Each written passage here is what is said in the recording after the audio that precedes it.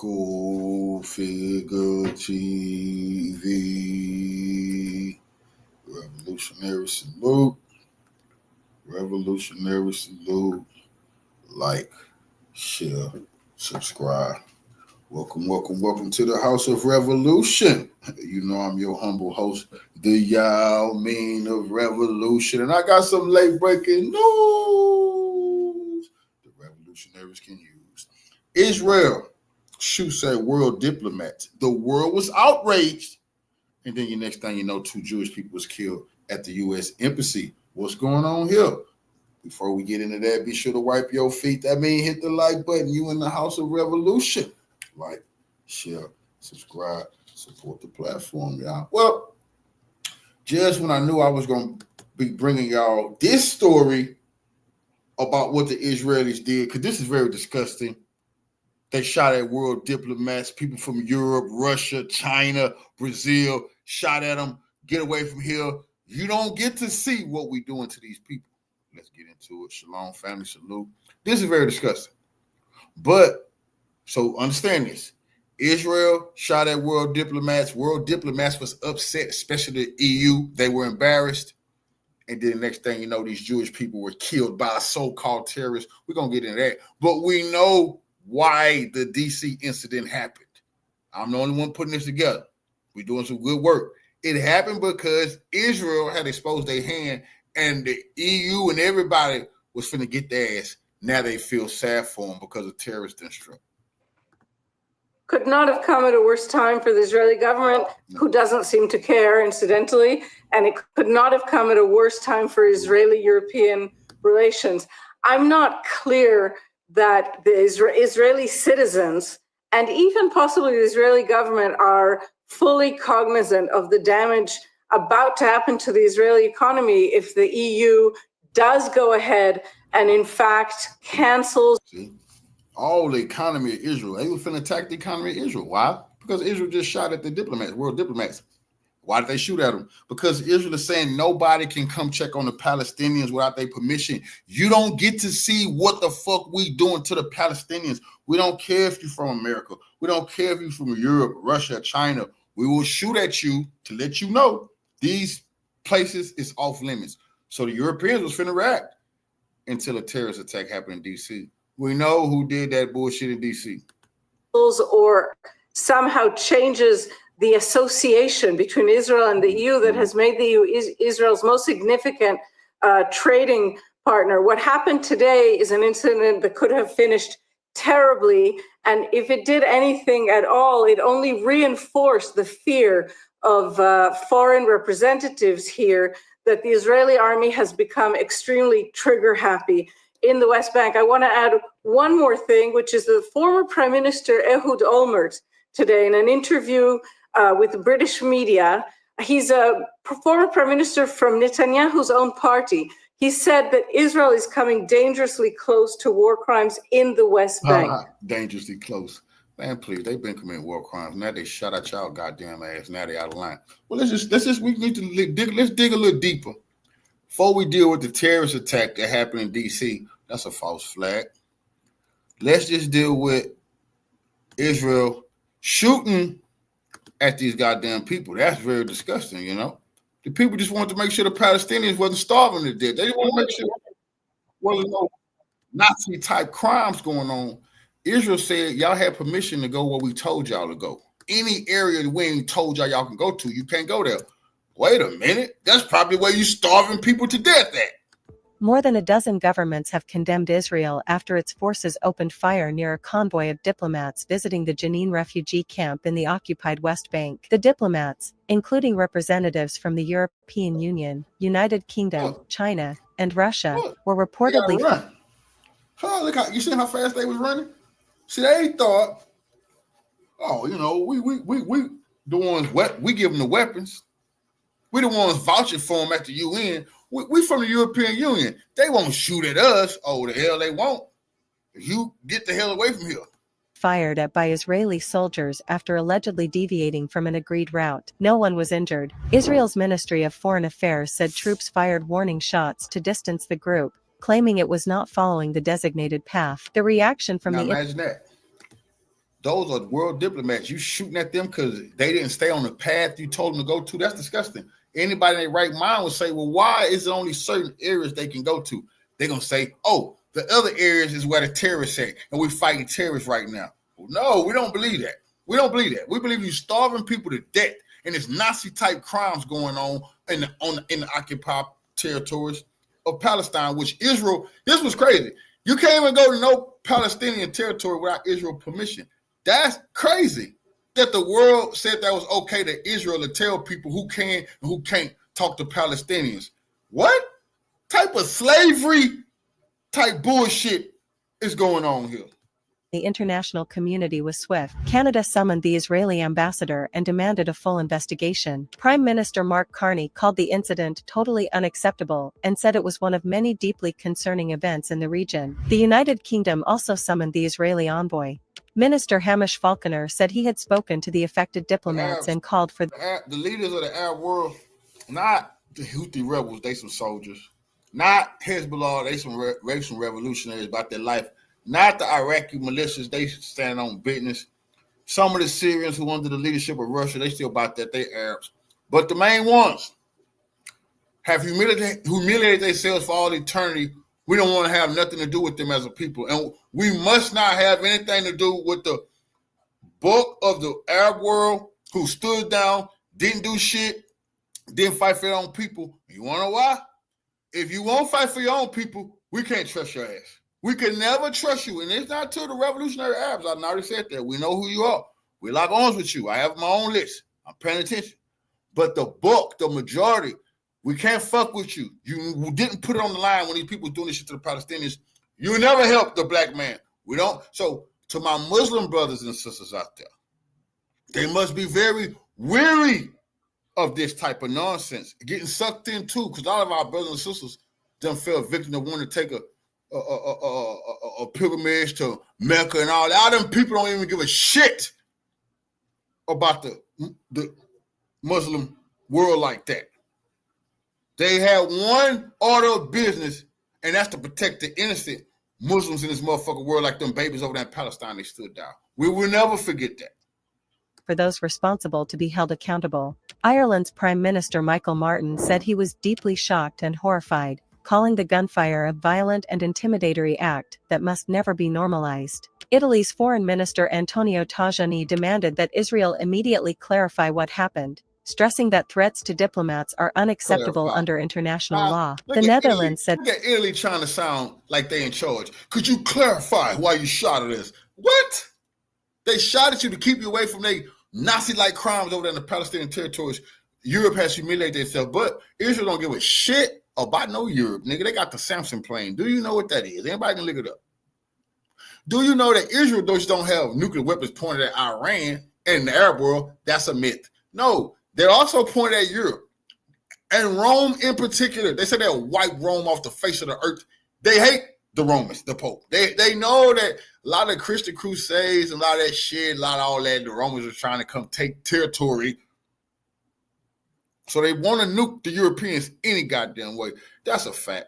That's why the Europeans always try to kick their ass up out of Europe. And I'm trying to tell you the truth. Said it was considering further steps, with Foreign Minister Casper Veldkamp condemning the incident and stating that threatening diplomats was completely out of bounds. France also summoned the Israeli ambassador. Foreign Minister Jean-Noël Barrot described the attack as unacceptable and reaffirmed support for French diplomats working under challenging conditions. Finland's Foreign Minister Elina Valtonen confirmed she had spoken directly with the Finnish diplomat involved and labeled the incident serious and condemnable. Denmark called the incident completely unacceptable. Foreign Minister Lars Løkke Rasmussen said the Danish head of mission in Ramallah was present but unharmed. Belgium's Deputy Prime Minister Maxime Prevot revealed that a Belgian diplomat was in the convoy and called the shooting shocking. He demanded a convincing explanation from Israel. Norway's Foreign Minister Espen Barth Eide said the incident was a clear violation of international law and condemned it as deeply unacceptable. Portugal's Ministry of Foreign Affairs expressed solidarity with its ambassador,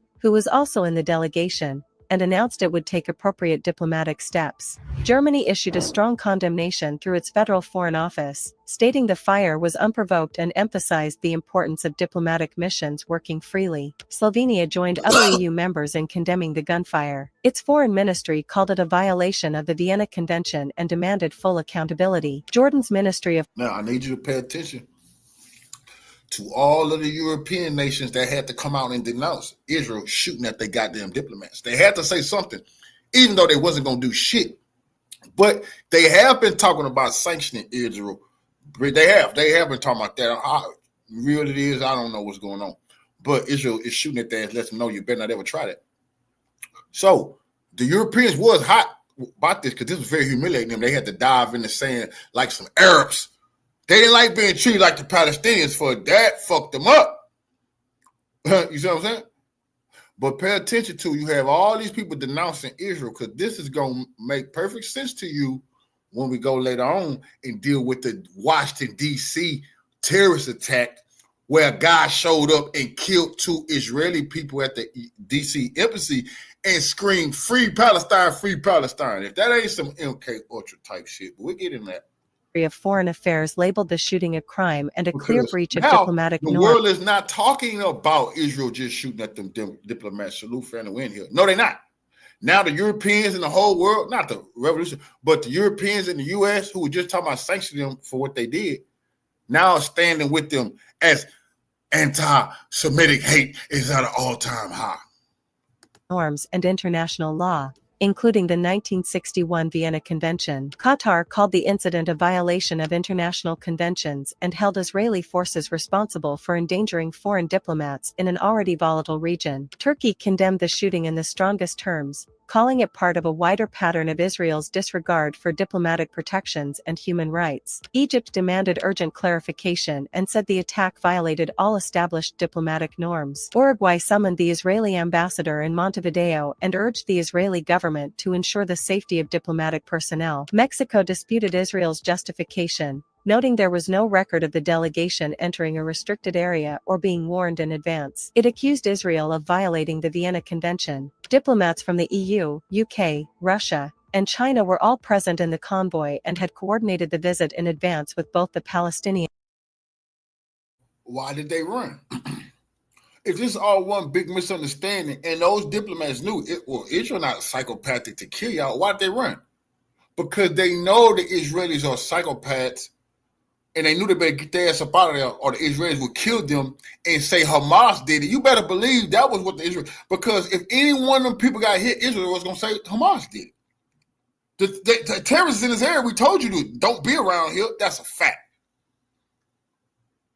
You see? So if they willing to do this to these people, what the hell are they doing to the Palestinians over there when nobody is watching? Authority and the Israeli military. While the Israeli Foreign Ministry insists the group strayed from a designated path, many of the countries involved are demanding verifiable explanations and have raised concerns that this incident reflects growing hostility toward diplomatic missions. The Jenin shooting incident has added further pressure on Israel, already facing international criticism over its military operations in Gaza and the West Bank. No pressure to Israel. No, we have not. Israel will not stop killing all. They're going to try to kill every last one of them people till somebody do something. They proving it. They don't give a shit. They're going to try to kill every last one of them people. And now the people can finally realize they have those people surrounded. You can't even say how about them people without their fucking permission. Them people don't get no food going in, no food going out without Israel permission. No medicine, no water, nothing. Not even world diplomats are allowed in without Israel saying, okay, these Europeans should be ashamed of their fucking self. They would never allow in another ethnic group to be over Europeans like this. I imagine if the fucking Arabs had some Europeans somewhere held up. Boy, they would nuke the fuck out those Arabs. This is disgusting what they done allowed these racist, murderous bastards to do to those Palestinian people over there. This shit is crazy to me. That's disgusting, bro. Trump is fucking on some Hitler type shit. He got himself. You could to be able to stomach this type of shit, it's just out of control, man. Cause they didn't kill enough motherfucking people. You see what I'm saying?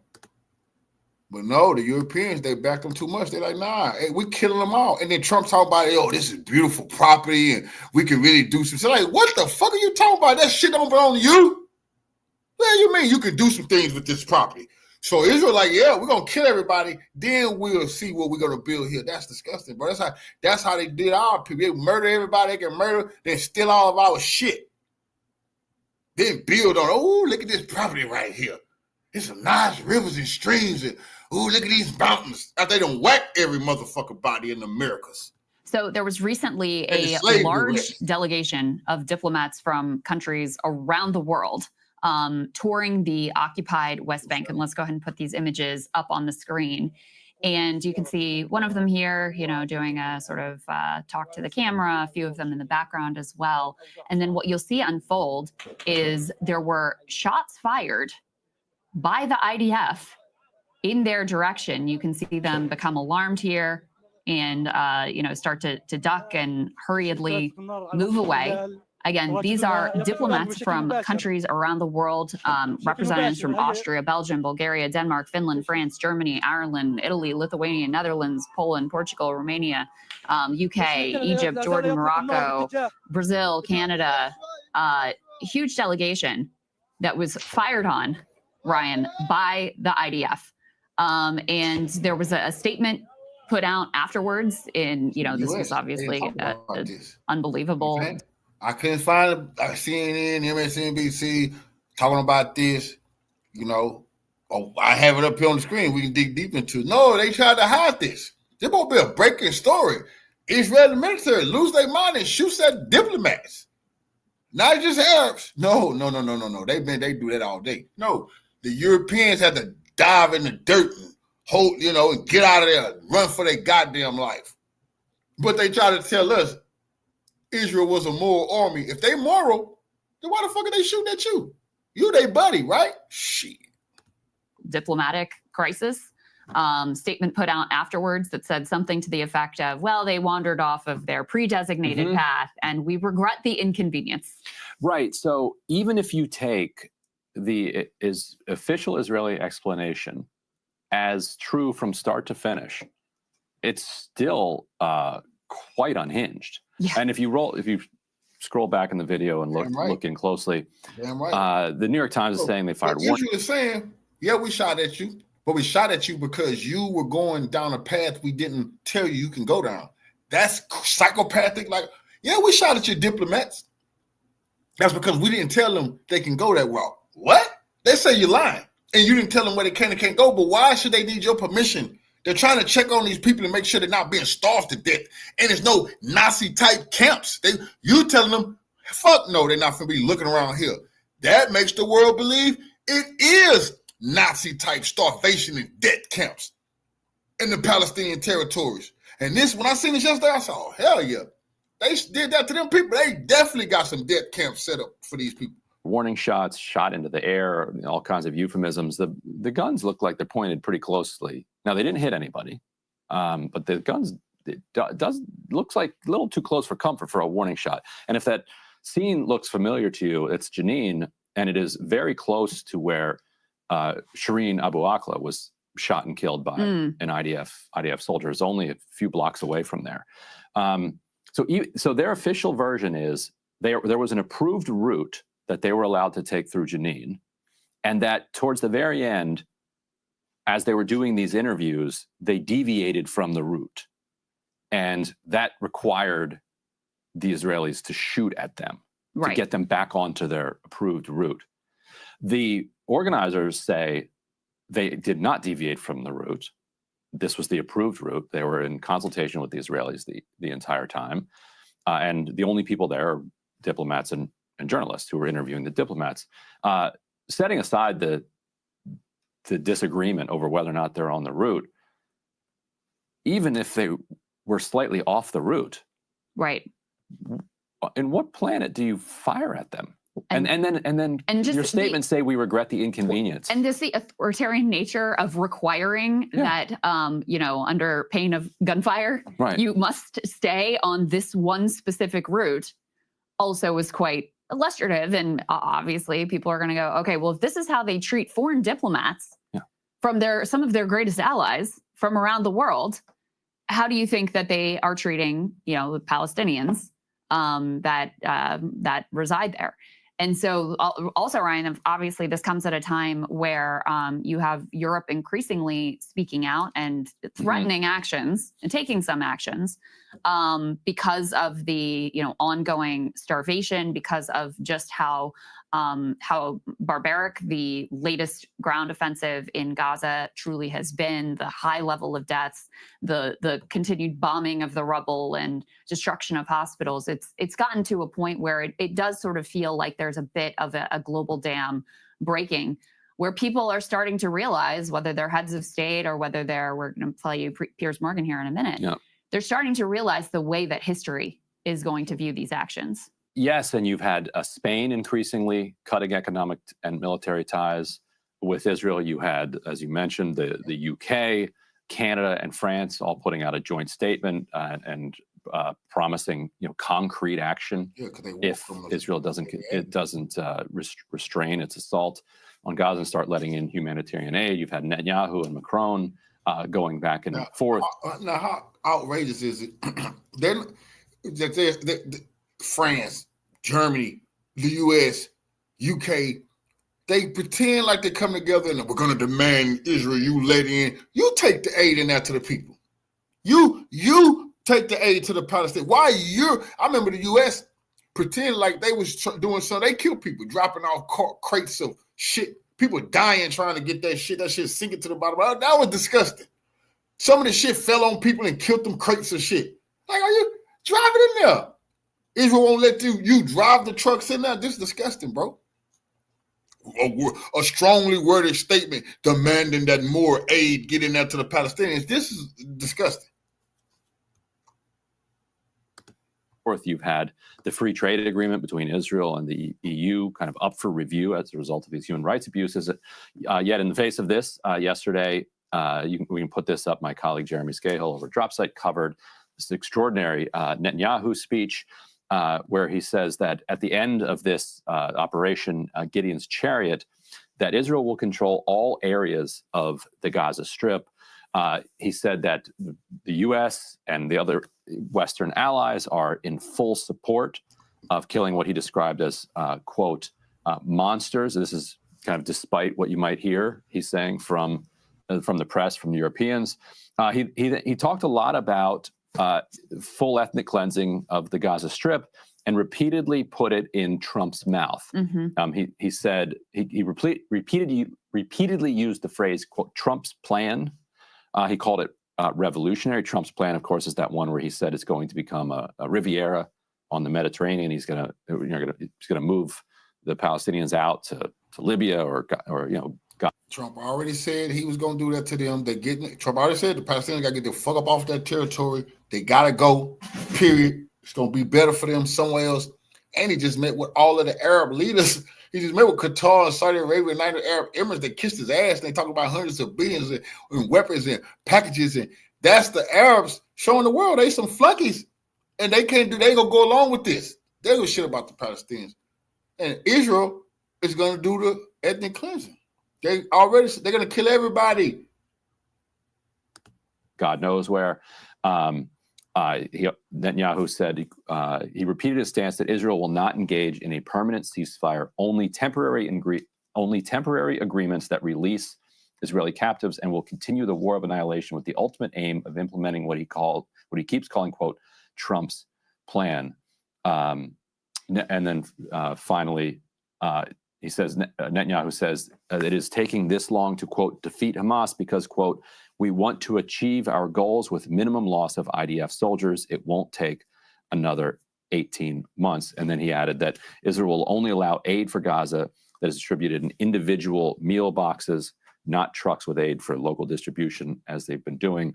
And they'll create, quote, sterile zones to distribute more food. So continuing to use the starvation as part of his tactic here. Yeah, and one of the things that was really significant from his comments is, for the first time, he's now asserting that the implementation of Trump's ethnic cleansing plan is now one of his conditions for ending the war. And he says it's underway.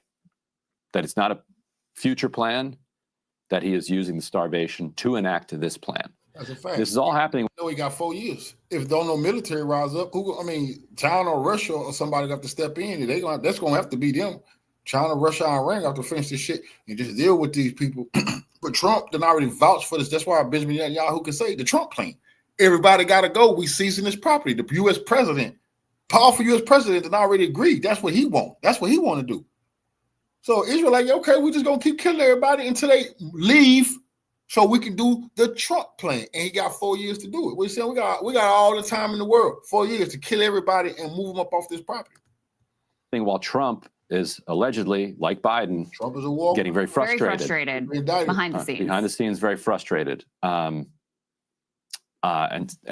is continuing with his negotiations with Iran. They're meeting in Rome on Friday. While Israel, we can put up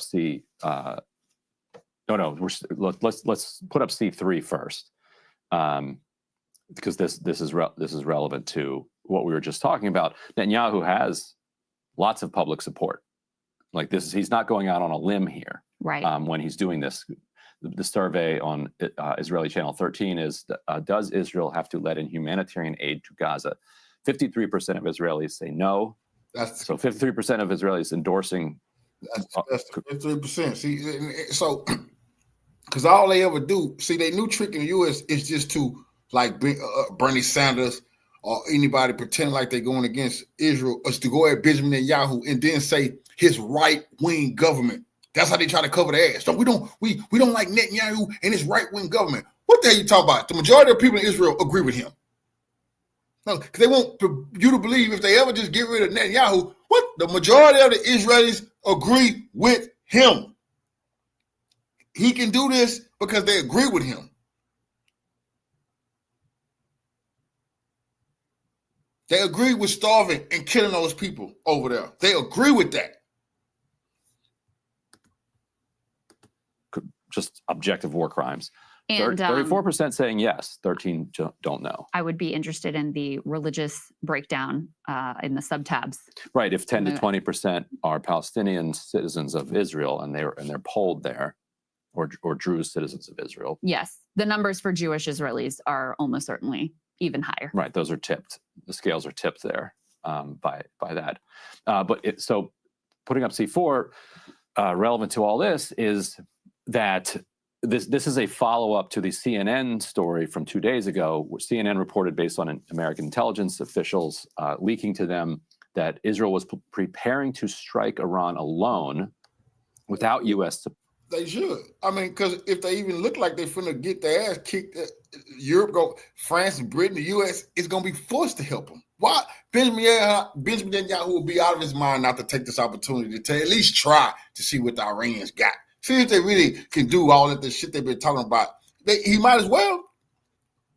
Trump not going to let Israel get wiped off the motherfucking map, so he might as well. And this is the danger that they were playing with this devil, this demon, he done told people for over 20 years this was his plan. And he going along with it now. And he's not going to stop. Ethnic cleansing on his list and attacking Iran is on his motherfucking list. And attacking them with a nuclear weapon. Support. The update to that is now that Israel is planning to immediately strike Iran if talks between Iran and the United States break down. So they would not. So as long as the talks are going, according to this report in Axios, Israel will hold back. But the second that Trump announces things are going nowhere, my people need to come home from Rome. Witkoff is done talking. I'm angry at the Ayatollah for whatever post. Yeah. That they're saying that at that moment they're going to strike. With basically the calculation being from Bibi that Trump will be mad and will accept such a thing in that moment of talks breaking down. I saw you and Jeremy speculating a little bit. Like, who do you think is leaking these reports, and to what are they trying to accomplish? I think originally that it was the CNN was Americans basically telling Israel, we're aware that you're doing this and we don't approve of it. The alternative explanation is they do approve of it, but they want to publicly wash their hands of it. because the assault on Iran, if it is carried out, could have horrific. Trump did not want a war with Iran. Trump was bluffing, trying to stamp his name. What he did was rip up the Obama deal out of ego. He didn't want Obama's name on it because he said he can always get a better deal. He wanted the Iranians to come to that fucking table and talk to the U.S., which they did. He did get them to do that when they said they wouldn't, and they did. Talk to him, you see? But he sided with the demonic Benjamin Netanyahu, who never wanted a deal, played Trump, and it was always going to be war. So war is what it's going to be. And Trump understands that's exactly what's going to happen. He's trying to get behind the scenes, he's trying to get Russia to step in because he know he fucked up. He want Russia to step in and work this shit out. But why would Putin help him? If I was Putin, I wouldn't help his ass neither. This is the end of the empire. Reverberations around the entire region, and also for American troops who are in the region. Can it be done without our assistance? They can drop bombs. And this also goes back to a point that I've seen my colleague Maz Hussein make, that the goal is not necessarily ending the nuclear program. The goal really is to crush Iran politically and substantially, to make it so that Iran is not an economic and political power in the region. An Iran that is no longer sanctioned and is an active and normal part of the global community, even if it does not have a nuclear program, is arguably, from Netanyahu's perspective, a bigger strategic threat than a weakened Iran that does have a nuclear program or is close to getting a nuclear program. So the idea that the bombing is about the nuclear program misses that analysis. That the idea maybe we'll just bomb them and keep the sanctions on. And then, okay, yes, if we have to bomb them every 5 years, we'll bomb them every 5 years.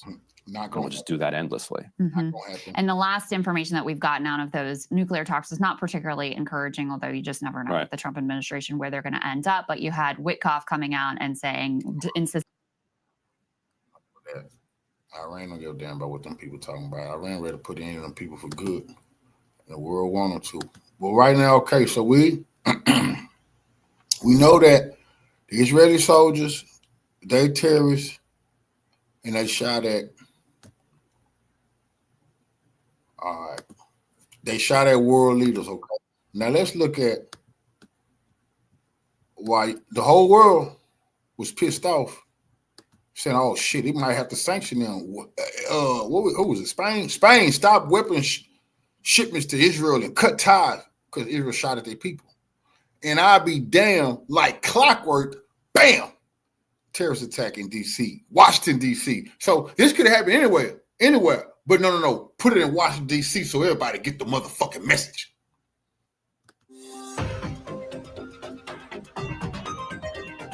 This could be ISIS next time, goddammit. What happened last night in Washington, D.C., by all appearances, and we should definitely wait for more investigations and for facts to unfold, because often things aren't what they appear to be in the first day or week. But by all appearances, it seems as though somebody very committed to the cause of protesting the Israeli destruction of Gaza, the Israeli ethnic cleansing. I don't know about that. I think this was MK Ultra. I don't think this was the timing. I don't think this was a revolutionary guy who loved Palestine so much that he decided to go kill 2 Israeli embassy staff. He didn't just go just kill any Jewish people. When found those people at the embassy and killed them. You see, like I said, this just erased any other outrage that people had for them shooting at the motherfucking world leaders. Now they're mad at anybody protesting Israel because you protesting Israel is the reason this guy went and killed these people. Come on, I smell something fishy.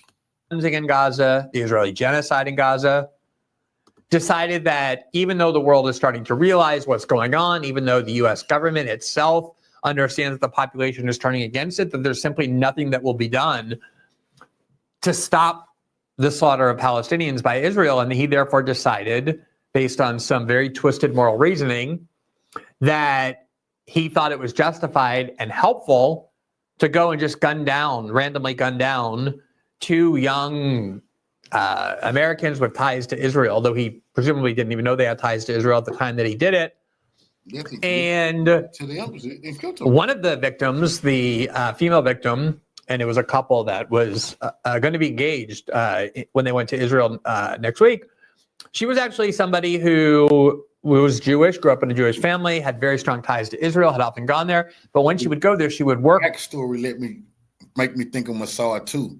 2 young lovers. You see how this playing in Jewish community? 2 young lovers, you know. They had their whole life ahead of them. Just working hard for a better Israel. Until this maniac popped up and killed them all over. He's a protester for Palestine. Man, get the fuck out of here. Work on with the groups that try and bridge gaps between Israelis and Palestinians to kind of create dialogue between the two to try and encourage peaceful coexistence. And her soon-to-be husband was somewhat more fanatical in his support for the IDF. His social media stream shows a long list of just kind of retweeting Netanyahu and IDF. He himself made a claim that there's no real famine in Gaza, that it's a lie against Israel. He is someone who was born to a mixed family. His father is Jewish and was born in Israel. He was born in Israel, but his mother is Christian. So his parents are mixed religions, and he himself is a Christian and identifies as a strong Christian Zionist. He's been to Israel many times. He was born there. His parents live there. So that's who they are. But obviously the person who shot them probably knew nothing about anything that defined their lives or who they were. Here from the New York Times, describing all of this today: suspect charged with murder in the killing of 2 embassy aides. The suspect in the shooting deaths of 2 Israel embassy employees in Washington, and they did work for the Israeli embassy, was charged with first-degree murder and other crimes on Thursday, according to an FBI affidavit filed in federal court hours after federal agents in tactical gear descended on his Chicago home. The suspect, Elias Rodriguez, 31, told police officers, quote, "I did it for Palestine, I did it for Gaza," when he was taken into custody Wednesday night after. Yep, he was hollering. The cameras was on him. As soon as I heard him say it, I said, free Palestine, just for Gaza. I done it for, what? Man, you gotta be kidding me.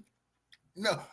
And this was after I just was seeing how the world was reacting to Israel shooting at those world leaders. They was pissed. They was good. The next thing you know, here's a guy killed some people and said, "Free Palestine, Palestine." And everybody's pissed at Palestine when everybody was just pissed at Israel. You know who did this. After the shooting, according to the affidavit filed in the U.S. District Court in Washington. Janine Pirro, Judge Janine, the interim U.S. attorney in Washington, said her office was investigating the shooting as a hate crime and as a crime of terrorism. Quote, "We will add additional charges as the evidence warrants," she said at the news conference, adding that the authorities were reviewing, quote, "massive amounts of evidence and had not decided whether to pursue the death penalty." I put my money on the death penalty, given the victims. The close-range shooting of the embassy workers occurred shortly after 9 p.m. Eastern Time Wednesday on a street outside the Capitol Jewish Museum, where the American Jewish Committee was holding a reception for young diplomats. The area is the heart of official Washington, packed with federal buildings, embassies, and museums. The 2 people killed in the attack were a couple, Yaron Lashinsky, 30, who grew up in Israel and Germany, and Sarah Milgram, 26, who was from Kansas. As Ms. Milgram tried to crawl away from the gunman, he followed her and fired several more times, the FBI affidavit says. Here's a video of the alleged killer who was peacefully subdued. He didn't really try and resist or get away. But this is what he did when he knew. They treated him so nice. Oh, they treated him so nice. Like I said, the police really show their motherfucking hand when they were getting these type of motherfuckers. Like, goddamn. The man just killed some people. Yeah, you didn't beat him, mace him, tase him, nothing. New cameras were watching, and the police arrested him. No. Free Palestine! Free Palestine! Look at this actor. Look at this guy. Who told you to do that? Huh? I see Mossad and the CIA working with this guy. Free Palestine. This man think we believe he a revolution. I don't know. I don't feel like this dude would committed no revolutionary act because he wanted to free Palestine. I believe he wanted to smear Palestine and everybody supporting the Palestinians not getting slaughtered. I believe this guy here is trying to help push the narrative. I don't know. I find that a little bit odd behavior. Yes, I suppose if you're killing people in a cause, you do want to use whatever platform you have to promote that cause, and that's what he did.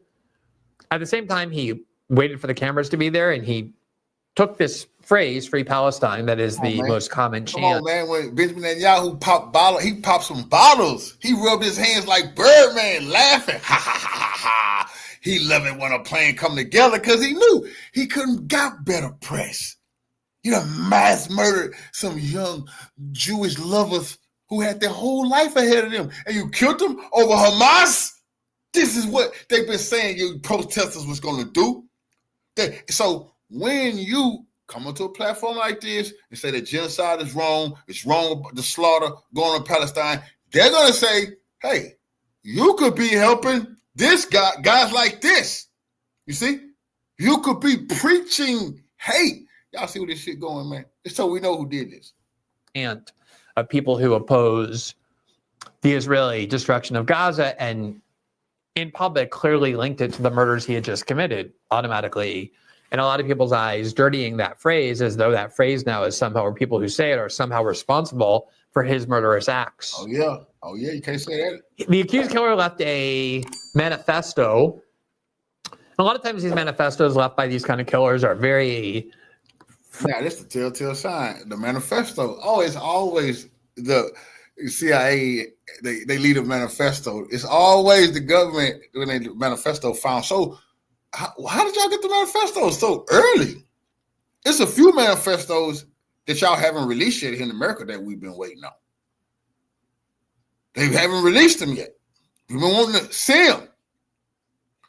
But a day later, y'all roll out the anti-Semitism greatest hits from this guy. Frantic, very kind of rambling, evidence of a lot of mental health or instability. This manifesto is actually quite cogent. It's well written. It tries to construct a moral argument for why these murders are justified. Not one that I accept, but it is a document written by someone who seems to be writing and thinking and expressing themselves clearly, whatever immorality the act is defined by. Here's part of what it says. The embassy shooter manifesto, and this was published by Ken Klippenstein. I think he was the first person to publish it who got it. And it's been confirmed as well. It's a 900-word document that cites Gaza as his motive. And this is what he said, quote, Halantar is a word that means something like thunder or lightning. In the wake of an act, people look for attacks to fix its meaning. So here's an attempt. The atrocities committed by Israelis against Palestinians defy description and defy quantification. Instead of reading descriptions, mostly we watch them unfold on videos, sometimes live. After a few months of rapidly mounting death tolls, Israel has obliterated the capacity to even continue counting the dead, which has served its genocide well. At the time of writing, the Gaza Health Ministry records 53,000 killed by traumatic force, at least 10,000 lie under rubble, and who knows how many more thousands more dead of preventable disease, hunger, with tens of thousands now at risk of imminent famine due to the Israeli blockade, all enabled by Western and Arab government complicity. Public opinion has shifted against the genocidal apartheid state, and the American government has simply shrugged. They'll do what without public opinion then, criminalize it where they can, suffocate it with bland reassurances that they're doing all they can to restrain Israel, while it cannot criminalize protest, where it cannot criminalize protest outright. Aaron Bushnell, who, as you might remember, is the person who incinerated himself in front of the White House to protest the U.S. support for Israel's war in Gaza, and others sacrificed themselves in the hopes of stopping the massacre, and the state works to make us feel their sacrifice was made in vain, that there's no hope in escalating for Gaza and no point in bringing the war home. We can't let them succeed. Their sacrifices were not made in vain. Those of us against the genocide take satisfaction in arguing that the perpetrators and abettors have forfeited their humanity. I sympathize with this viewpoint and understand its value in soothing the psyche, which cannot bear to accept the atrocities it witnesses, even mediated through the screen. But inhumanity has long since shown itself to be shockingly common, mundane, prosaically human. A perpetrator may then be a loving parent, a filled child, a generous and charitable friend, an amiable stranger capable of moral strength at times when it suits him, and sometimes even when it does not, and yet be a monster all the same time. Humanity doesn't exempt one from accountability. The action would have been greatly morally justified taken 11 years ago during Protective Edge. That was the Israeli attack on Gaza in 2014 under Obama that he supported and armed, that killed thousands of Palestinian civilians. He says that would have been justified during Protective Edge, around the time I personally became aware of our brutal conduct in Palestine.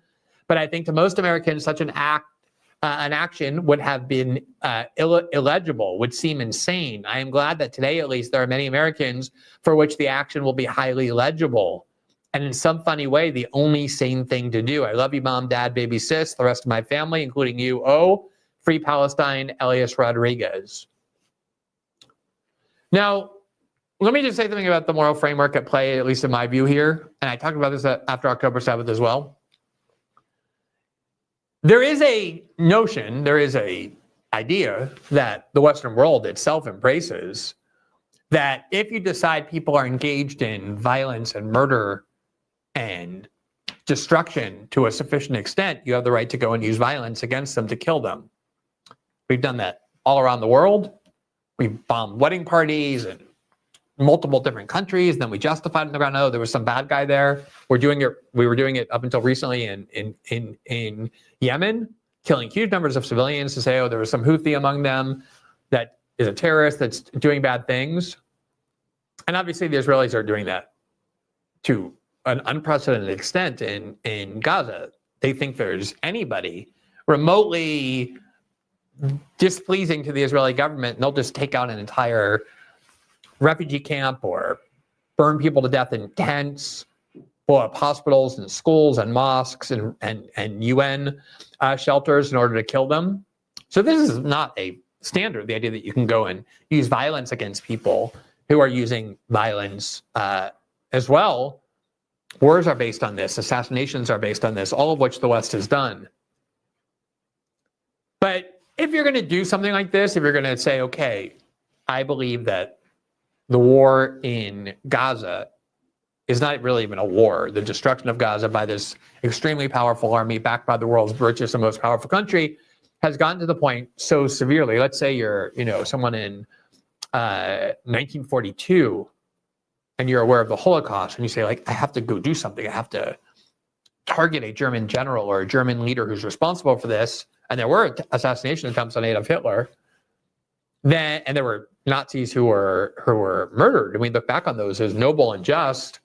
You can imagine reaching a certain point. I'm not even saying that whether or not that point has been reached here, where you say, okay, I think violence is justified, but you don't go and just randomly, arbitrarily pick out two young civilians who don't work in the military, who aren't in fighting in Gaza, who have no power or influence or policy.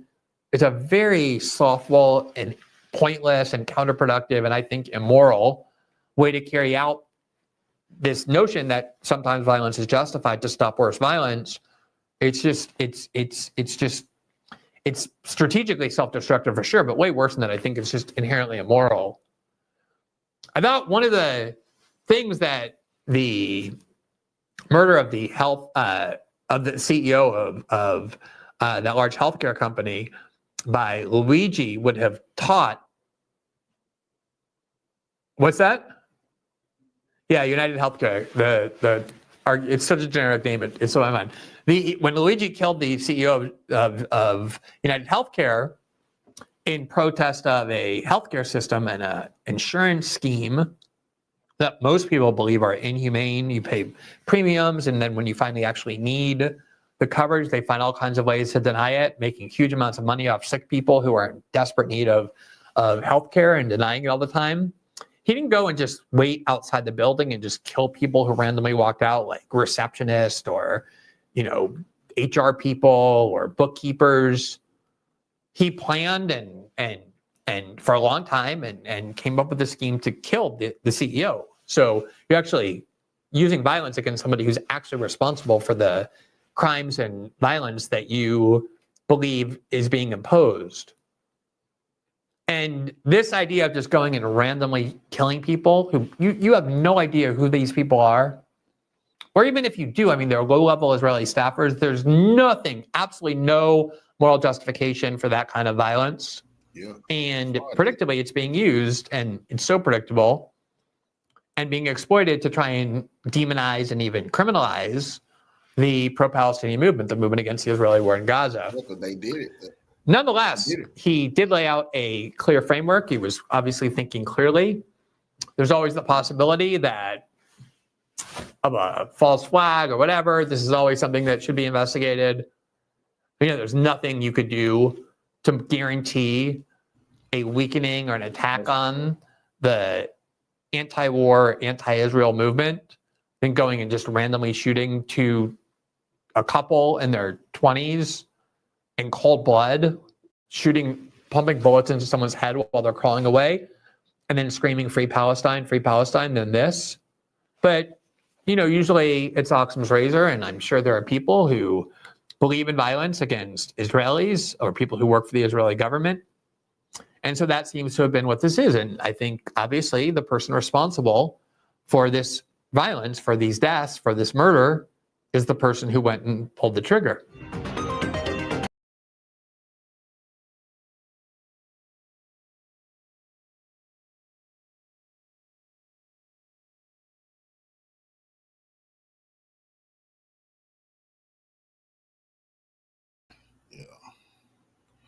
I smell Mossad and the CIA hands all over this. We got to dig deeper now.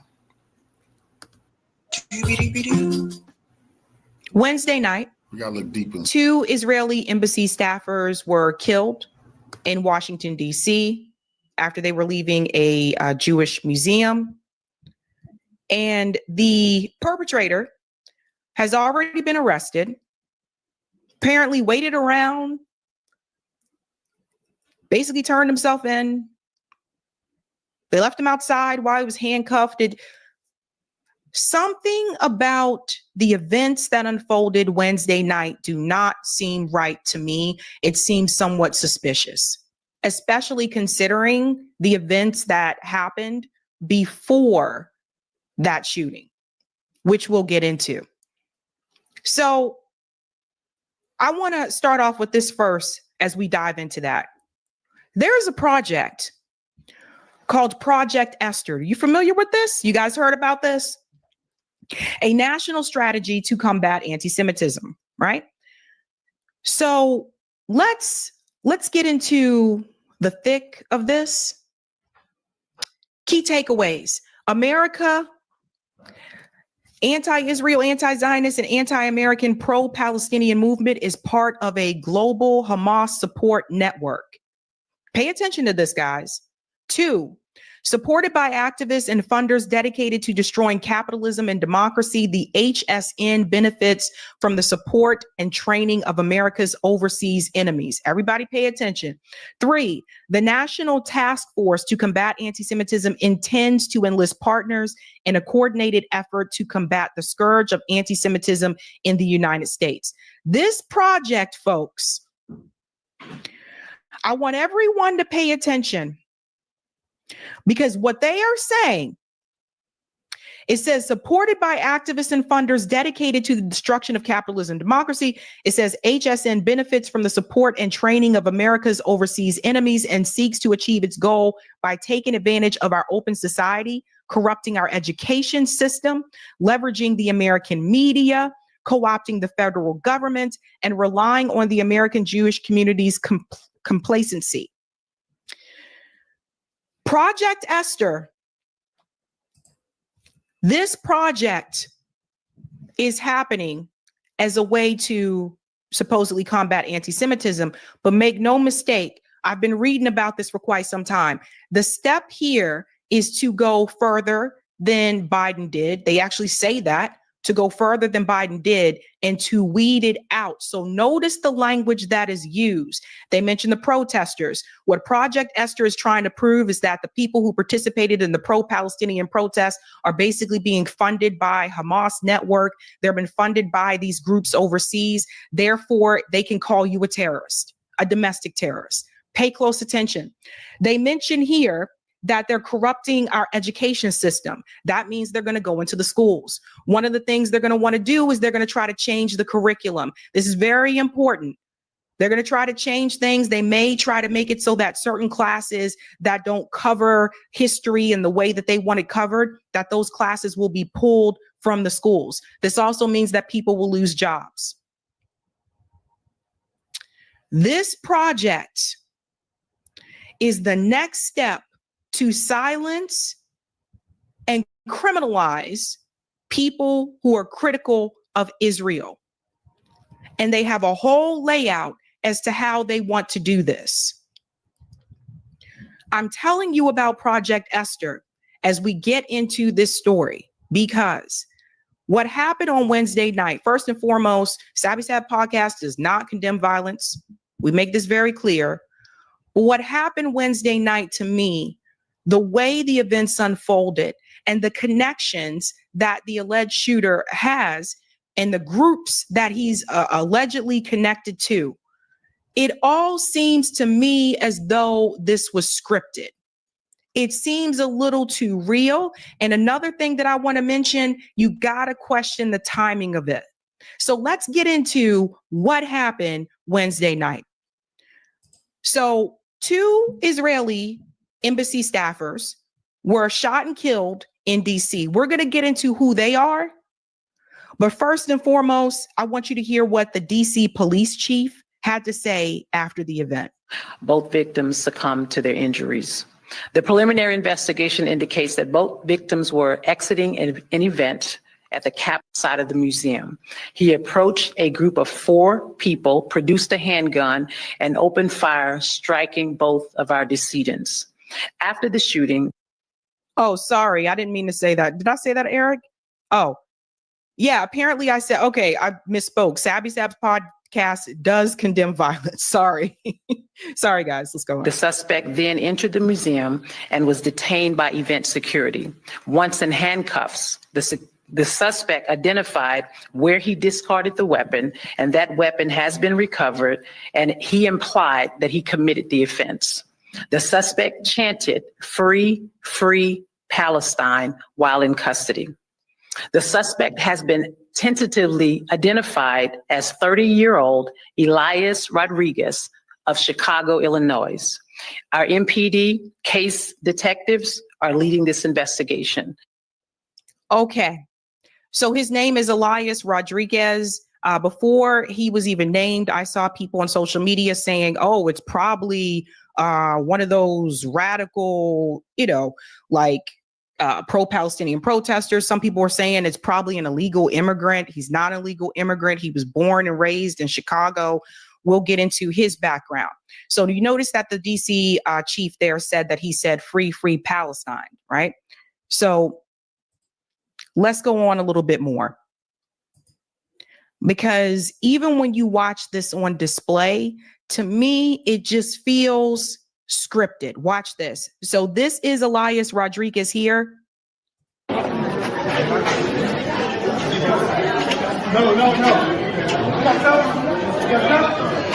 Free, free Palestine!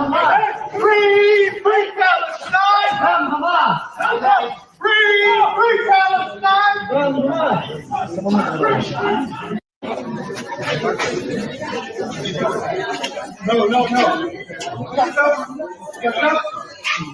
Watch this, right?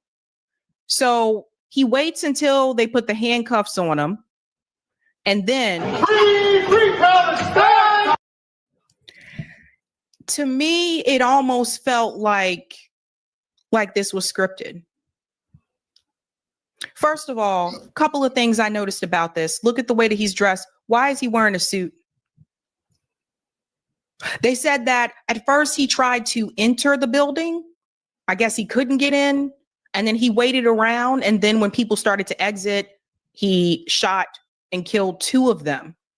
Now, there were 4 people walking at that point in time, according to the report. He shot and killed 2 of them, which means those 2 in particular were targeted. We'll get into who they were in just a second. But to me, it seems a little too convenient considering the timing. I also noticed something else. I have seen police beat pro-Palestinian protesters, peaceful ones. I've seen them push protesters on the ground. This guy just killed 2 people, allegedly. And look at the way they're handling him. Let's go on to the next part. These are just some of the things that we got to pay close attention to. So let's get into who he was. So Elias, go to the next part here. Rodriguez. So it says that he is an oral history researcher at History Makers, where he prepares detailed research outlines and biographies of accomplished leaders in the African American community.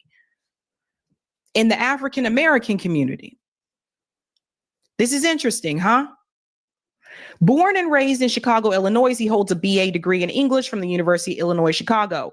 Prior to joining History Makers in 2023, he worked as a content writer for commercial and non-commercial films in the technology space, both national and regionally based. He enjoys reading and writing fiction, live music, film, and exploring new places. He lives in Avondale neighborhood of Chicago.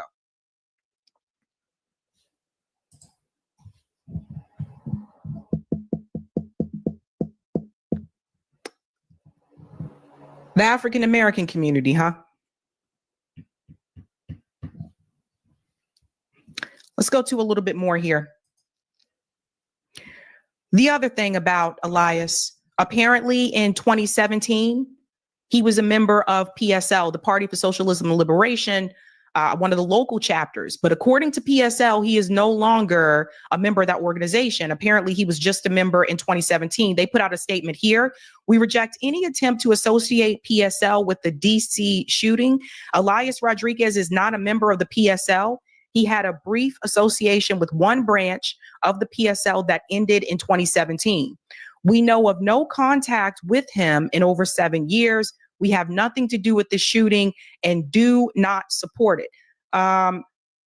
In the comments, PSL is really getting destroyed in the comments. So just FYI. But this was the other part to me that was suspicious. So he just happened to have been at one point associated with PSL. Why is that significant? PSL, along with Answer Coalition, they are the organizations that organizes these massive pro-Palestinian protests that you've seen. The first protest in DC after October 7th that had over 500,000 people, that was PSL and Answer Coalition. They are known for being able to turn out big, big numbers, right? They have buses that goes to different cities to pick people up to take them to protests in DC. So they have more resources. They have a good amount of funding, I would say, if they can do these things. Like, they're not like, just some grassroots organization that just has small dollar donations. They have good backing and good funding, right? Don't you think it's kind of strange that the person who did the shooting just happened to have been connected with PSL, the organization that was responsible for having those massive, massive pro-Palestinian protests across the country? Don't you think that's just a little convenient? And what does this mean for PSL? Because I'm about to tell you guys right now, check it out. We're about to see a massive crackdown. A massive, massive crackdown. I'm talking about censorship like no other. I'm talking about forget about free speech. Who knows what they may do about protests? They may make a ruling that you can't have pro-Palestinian protest. Now, this guy was a member of PSL. First of all, PSL does not advocate for people to go out and do what he did. They don't. But he was a member of PSL. Why would he do this? Because I'll tell you what I think about Elias. One or two things is happening here. I believe he was either an infiltrator, a plant. I believe that there may be some intelligence work here. This is what people mean when they mention the false flag. I believe he may have been a plant. This guy, there are now pictures going around on social media of him with Chicago Mayor Brandon Johnson, where he was active in other grassroots organizations, apparently in Chicago, with Black organizers as well. I mean, when I look at people that were infiltrators, that infiltrated the Black Panthers, don't forget, they went to all these protests. They did all these things like they were right along with them. And then you find out years later that some of these people were infiltrators. So it almost feels like to me, this guy was a plant. Let's go on to more information here. Look at this picture. Now, somebody make this make sense to me. Silent Star says the shooter in the Washington attack, which killed 2 Israeli embassy staff, did not flee the scene. He carried out the act, asked someone to call the police, confessed, and waited calmly without resistance. Does this make sense to you guys? Does that make sense to any of you? That to me seems a little bit strange. Look how calm he is. Right? Don't forget, one of the ways that they were able to kill and get to Fred Hampton was because the FBI had an infiltrator in that Chicago chapter who told them where Fred Hampton would be.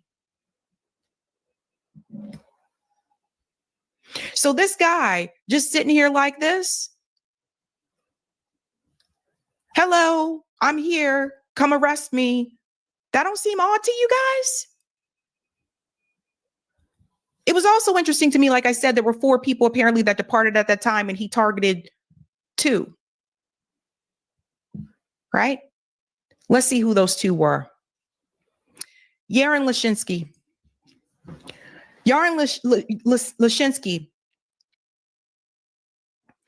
This is one of the tweets that he had. Listen to this, guys. Israel is the only place in the Middle East where Christians can thrive, not perfect, but livable, speaking as a Christian myself. As for the rest of the Middle East, I would say it depends in what direction the Muslim world develops, more moderate or more fundamentalist. This is one of the victims, Yaron Lashinsky. So he was a Christian who was ethnically Jewish. We'll get into a little bit more about his background. Okay, that's one of them. Let's dive in here. What do we know about the 2 Israeli embassy staffers killed in the DC shooting? So let's get in. So this is Yarav, and this is his girlfriend, or was his girlfriend here. Now we want to get into the background of Yaron first. It says that Lashinsky was born in Nuremberg, Germany, was a Christian and a true lover of Israel who chose to dedicate his life to the state of Israel and the Zionist cause. The son of a Jewish father and a Christian evangelist mother, he left Germany and came to Israel with his brother when he was 16 years old. According to Ronan Chauvel, the head of the Argaman Institute for Conservative Studies in Jerusalem, where Lashinsky attended an advanced program. In his LinkedIn profile, he wrote that he had the privilege of calling both Jerusalem and Nuremberg his home. So this part right here is important. He was a man of faith. He took his Christian faith seriously. He was asking the big questions of life and saw himself as someone who wants to be a part of the story of the Jewish people. So he was a Christian Zionist.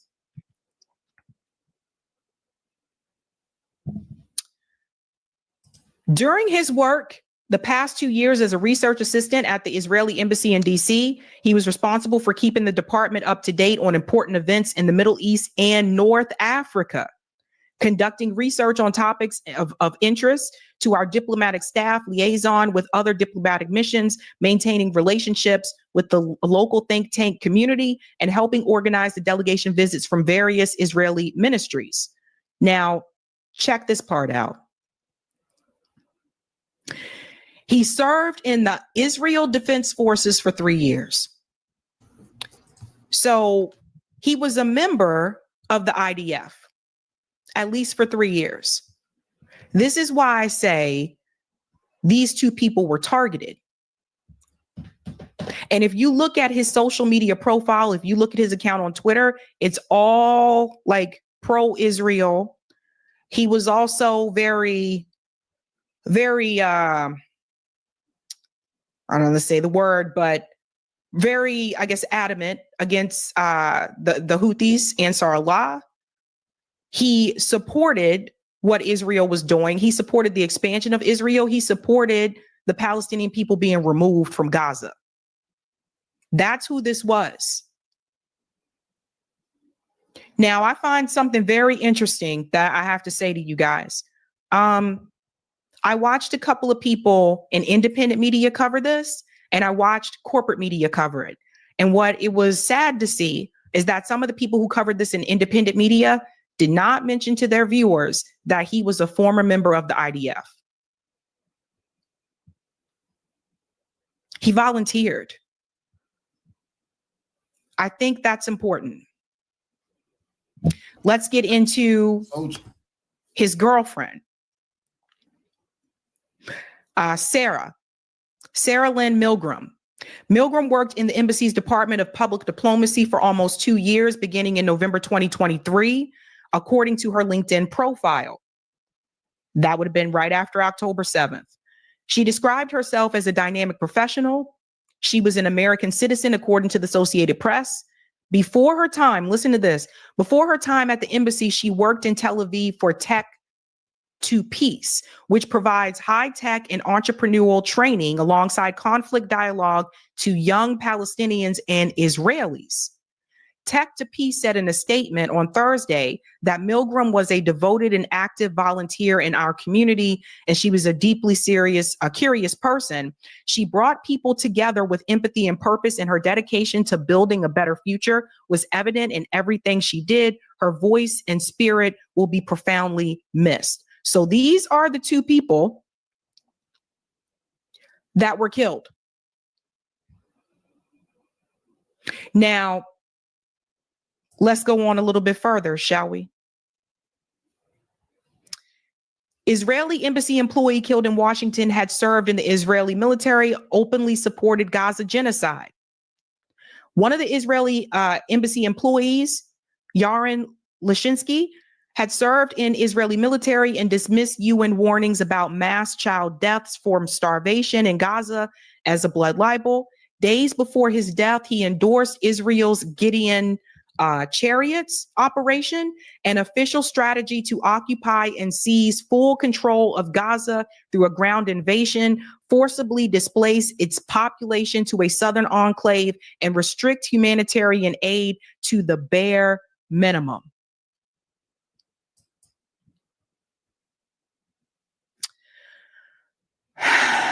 You can see here from Shovel Ronan, he said, beloved Yaron was a student of the Agamon Institute, a Christian who served in the IDF and dedicated his life to Israel and Zionism.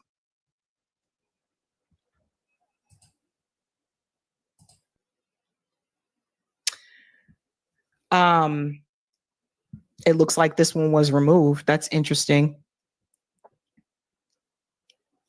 Something happened with this post. I don't know what happened there. I don't even know what that one was. Let me bring that out real quick. Now, one second. Let me just double check that post because I have a lot more to say. Okay, yeah, that was the. Okay, we'll get to the manifesto. So we're going to get to the manifesto here in just a second. We're not going to read the whole thing. We're just going to do like a summary of it. But I will say this. It was really interesting to me, the number of people who left out the fact that he was an IDF soldier. Again, I don't condone violence. Young Turks. But I found it interesting that today I felt like independent media was sounding a little too much like corporate media to me, that they were leaving key things out of this story. Now let's go to this alleged manifesto. Ken Klippenstein decided to publish this. Independent journalist Ken Klippenstein has published what he says is the alleged manifesto. The man accused of shooting 2 Israeli embassy staffers. Okay, so Ken said that he believed the document is authentic, citing that it is signed by Rodriguez and timestamped before law enforcement or the media had named him. He states his intent in publishing it is not to glorify violence, which he condemns, but to prevent information vacuums that could be filled with disinformation. Writing sunlight is the best disinfectant, especially when politics is involved. The manifesto, here's just a little bit of a rundown of what it said. It offers a long emotional justification for the attack as a political protest against Israel's war in Gaza. Rodriguez describes as a genocide enabled by U.S. complicity. He cites a death toll of 53,000 killed by traumatic force, 10,000 under rubble, and a population at risk of famine due to blockade, writing, "We who let this happen will never deserve the Palestinians' forgiveness. They've let us know too much." He frames his act not as random violence, but as armed demonstration, drawing parallels to historical cases of protest against impunity, including an attempt to throw Robert McNamara off of a ferry in protest of Vietnam War crimes. He references Aaron Bushnell, the U.S. airman who self-immolated in front of the Israeli embassy in February. So he mentioned that. In closing, Rodriguez reflects on the morality of action, expressing that the perpetrators of genocide may still be recognizably human and that humanity doesn't exempt one from accountability. He ends with a message to his family and signs off with here. And this is Ken Klippenstein on the left. And then here's a picture of Elias here, apparently at another protest, one against Amazon.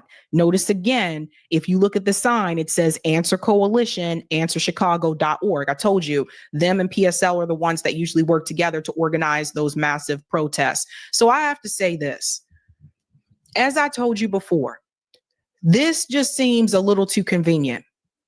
It just seems like, to me, I would not be surprised if this guy was a plant. I would not be surprised if he was an infiltrator. And now what is happening is that, number one, this is a gift to Israel. If he really cared about the pro-Palestinian movement, why would he do this? Because you would have to know that this is basically going to help Israel. This is a gift to them. This is going to be very detrimental for the pro-Palestinian movement. Because now, and I've already seen it, I don't know if you guys have seen it, but Netanyahu was already saying that Free Palestine is comparable to Hitler. The US government, they've already gotten together, and they're ready to put the smack down. Democrats and Republicans are getting together in a bipartisan way to try to combat anti-Semitism. And if they are now saying that because you said words, that means an attack on Jewish people, what do you think is going to happen with censorship? This is exactly why when I covered the story about Hassan Piker being detained, the reason why I covered that story is not because it was Hassan Piker, but because of who he is someone that has been very vocal for the support of Palestine, but he's also someone that's been able to still get into corporate media spaces. He still goes on CNN. He goes on to, corporate media. He was on The Daily Show, right? So if they are willing to detain him, what makes you think they wouldn't come after you? If you look here, I want to tell you what happened before this event. This is why I say it's very suspicious. AIPAC Tracker said, it is worth noting that less than 24 hours ago, the Israeli military opened fire on a delegation of dozens of diplomats representing 31 countries who were on official business visiting the city of Jenin in the occupied West Bank. This happened right before the shootings happened. This happened. Foreign diplomats came under fire. That's why they did the shooting. On official West Bank visit, drawing swift international condemnation. So this happened where the IDF fired upon European diplomats in the West Bank. That happened before the shooting happened in DC. Other things happened too. Let's go to part 2, Corey. I'm connecting all the dots, and to me, the timing is mad suspicious because this also happened the same day before the shooting. Justice Department moves to drop police reform agreements from Louisville and Minneapolis. The consent decrees came after the killings of Breonna Taylor and George Floyd. So I'm sorry, but I'm just putting all the dots together. Don't you think it's kind of strange that on the same day that the DOJ decides to lift police reform in Louisville and Minneapolis, the same day that European diplomats are fired upon in the West Bank by the IDF, the same day is the day that 2 Israeli embassy staffers are shot and killed in DC. Let me explain what I mean. There's a big crackdown coming. You see, they're lifting the police reforms because part of police reforms is body cams. Don't forget about the cop cities that they've been building over the past couple of years. They are getting ready to go full speed in. All of this for Israel, for a state that is killing children and women and has been doing so since after October 7th, 2023. They about to do a big smackdown, ladies and gentlemen. You see that poll that came out that said that Americans no longer really support Israel the way that they used to. Israel has been losing the narrative. Israel's trying to find a way to get that narrative back. The only way they're going to get that narrative back is by getting people to empathize with Israel. Now, how do you do that? Obviously, if there is death, that's one of the ways that you can say, well, we're going to pull people over to this side now. Because see, look, we told you there was a rise of anti-Semitism in the United States. This is why I said, think with your brains, people. Why would this kid do this and think this would be a plus for the pro-Palestinian movement? He would have to know, as if all of you would know, that this would make things worse for the pro-Palestinian movement. That's why it doesn't make sense to me. Who paid this kid? Where did he come from? I'm getting plant vibes. People have no idea what is about to come. This part right here. Thank you, Noctis, for this. They are going to blow this way up. I promise. Be prepared to see all this all over the news, media, celebrities. The accounts here you expect, of course, will pound this home nonstop. Mark my words, this entire week will be filled with every talking head, every pundit, every account and commentator to pull us into war with Iran and to tackle hate speech on X and other platforms. Everyone pay attention.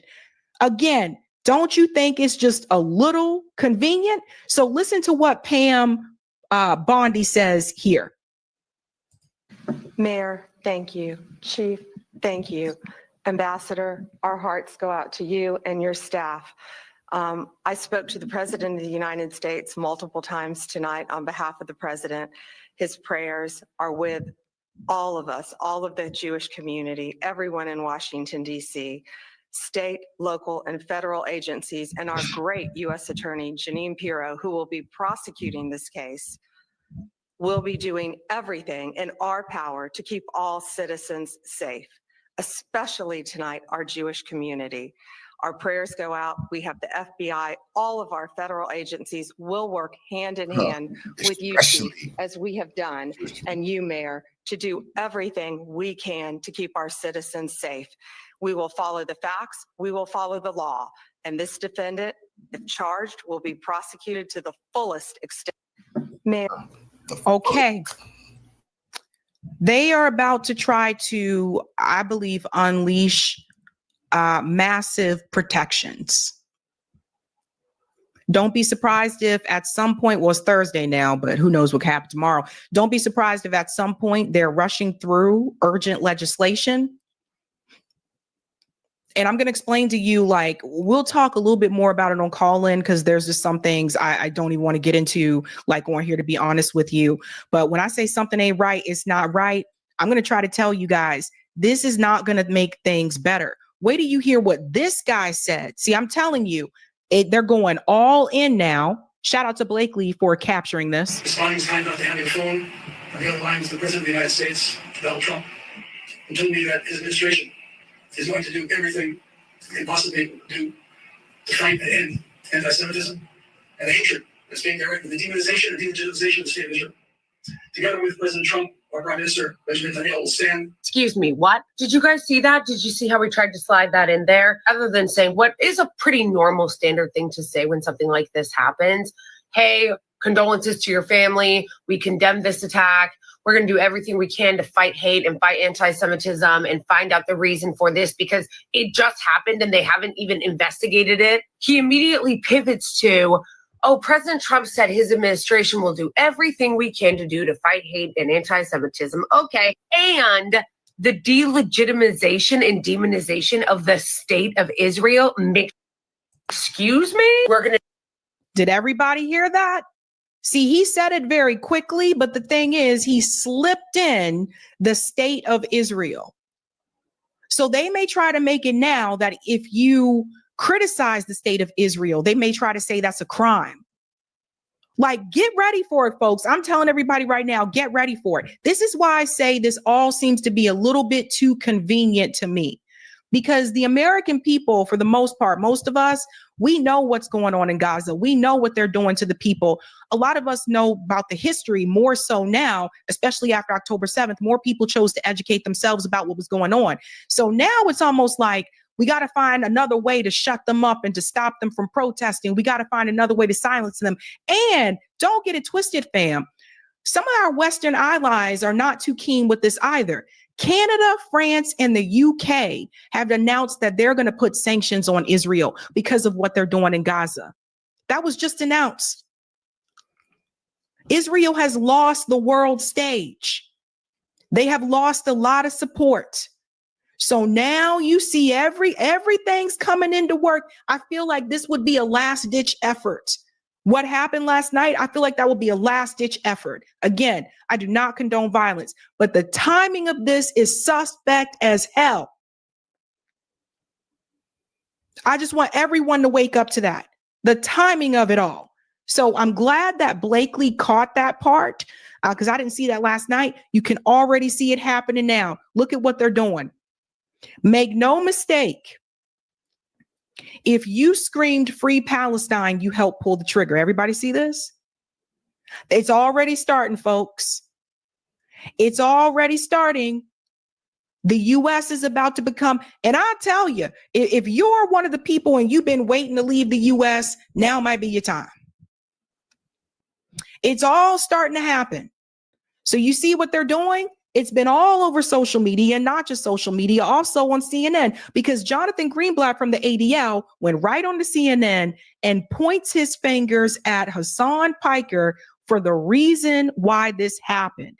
Now does everybody see the dots I've been trying to connect here? This is why it was put all the pieces together. Wasn't Hassan Piker just detained like a week ago? Then you have the lifting of the police reform. Body cams are a part of police reform. So if they don't have on body cameras, guess what? Your word against theirs. Put it all together. And then you have the shooting Wednesday night. Huh? Listen to this. Watch him blame Hassan Piker. But all of us need to call it out. I'm thinking about the New York Times doing a gauzy profile a few weeks ago of this gamer, Hassan Piker, who regularly employs awful genocidal rhetoric against Jewish people in the Jewish state. Like, extremists should not be empowered. People who spout prejudice should not be platformed. This is a moment when we need to look ourselves in the mirror and say, we've got to stop this because the consequences are deadly. Jonathan Greenblatt has spouted prejudice multiple times, right? How can you say that is just crazy to me. It's like they've lost the brainwashing game. They're really trying to convince people that the majority of casualties have happened to Israelis. That's not what happened after October 7th. The majority of casualties have been the Palestinian people since October 7th, and even going back before. The reality is this, folks. Like you've got to be living in, are we in the Matrix? You have to be living in another world if you really can sit here and believe this mess. The numbers don't lie. You can look at the data and see they are slaughtering Palestinians. They're literally, you've had a number of Israeli ministers that have been on corporate media using genocidal rhetoric against the Palestinian people. No word from the ADL about it. Jonathan Greenblatt has called them animals and all this kind of stuff. But now we're supposed to believe that the real threat is Hassan Piker. Grasping at straws. This is why I question what happened. And I want other people to question too, because this is very scary, very scary. So here's what people need to get prepared for, okay? I really do feel like this was a last-ditch effort. We've known about the Hannibal Directive. I would not be surprised if intelligence was behind this. They have been known before to kill their own people. That's called the Hannibal Directive. I would not be surprised. I would not be surprised if Elias was an infiltrator, was a plant. All these organizations have one, and sometimes more than one. I would not be surprised. The timing of all of this, to me, is suspect as hell. Because now what I think is going to happen, they're going to rush through pieces of legislation. They're going to make it so that you can't have pro-Palestinian protests because they're going to say that it's hate speech. Watch. By the way, you don't see them do this towards any of the groups that have been doing like hate speech and hate crimes against people. You don't see them try to ban the KKK. You don't see them try to ban neo-Nazis. No, it's these college students that want a genocide to stop. That's what they're trying to shut down. I wish America wake up. I wish America, everybody wake up and see what's going on. By killing and lynching black people and calling you nigga is called free speech. Disrespecting Zionists and Jewish people is called hate speech. And they're going to get you locked up. No one. When we get to the South Africa story, you'll also see a connection there as well.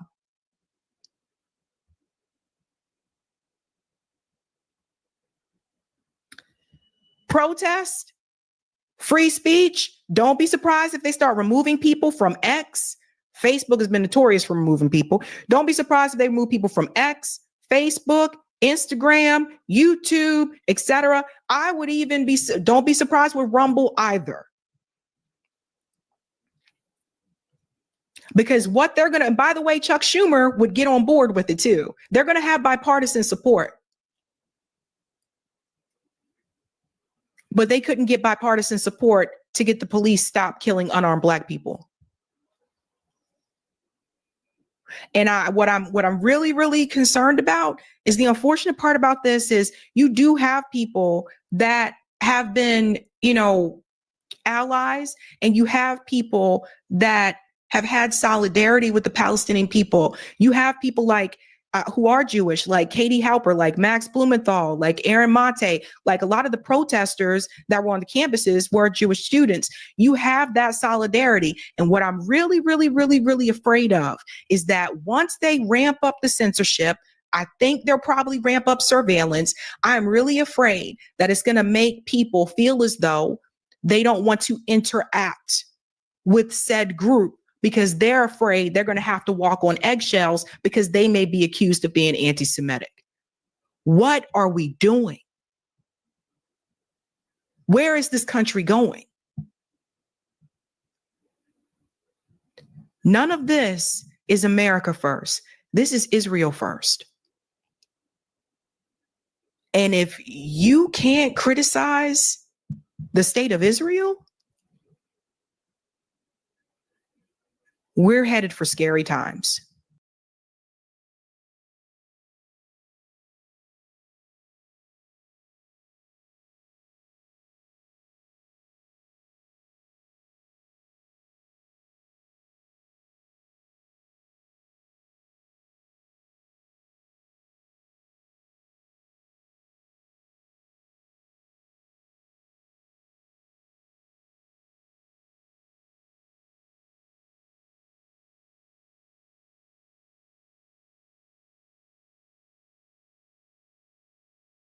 so much attention and wall-to-wall coverage. And what's weird to me is that there's some other stories that aren't getting a lot of attention. For instance, we're not seeing a lot of news headlines about the fact that Gaza officials report that 326 malnutrition deaths. As UN says, no aid has reached Palestinians. We're not hearing a lot about that. That's kind of weird. They're also not showing Israel's live assaults that kill at least 51 in one day, 51 people in one day. Also not making a lot of news over the fact that a senior Israeli lawmaker, Nissim Baturi, deputy speaker of the Knesset, is calling for Gaza's women and children to be separated so the men can be executed en masse. This is not a misquote. It's a genocidal call from the heart of the government, and the world says nothing. And the Gaza Health Ministry just released a comprehensive list of the number of children killed in Gaza by Israel, 16,503. It's kind of weird how openly the media and our political elites value the lives of certain people over others. And a couple more weird things I just wanted to point out. So let's take a look at these other weird things. And this is a story in which a Jewish man mistook 2 Israeli tourists for Palestinians and opened fire on them in Miami. Another weird thing that Remy Kanazi points out, a Palestinian 6-year-old was stabbed to death in Chicago. A Palestinian 3-year-old was almost drowned to death in a pool. A Palestinian teen was stabbed in Texas. Palestinian students were shot in Vermont. And as he points out, hate crime after hate crime as bombs continue to pummel Gaza. But what I would like to point out is, isn't it weird that those things didn't cause a media and political meltdown the way the shooting of these 2 people is? Well, on that note, isn't that terrible, while the corporate media hyper focuses on these 2 deaths while ignoring all those other crimes that you've just outlined when it comes to violence against Palestinians from the U.S. to Gaza. Israel supporters are also using the embassy killings to, of course, demonize any supporter of Palestinian rights, including Jonathan Greenblatt, who's the head of something called the Anti-Defamation League, but people call it the Apartheid Defense League, which is a much more accurate acronym. And he went on CNN and he decided that the killing of 2 Israeli embassy officials in Washington was a good time to go and attack Twitch streamer Hassan Piker, who supports Palestinian rights and speaks often about Palestine. All of us need to call it out. I'm thinking about the New York Times doing a gauzy profile a few weeks ago of this gamer, Hassan Piker, who regularly employs awful genocidal rhetoric against Jewish people in the Jewish state. Like, extremists should not be empowered. People who spout prejudice should not be platformed.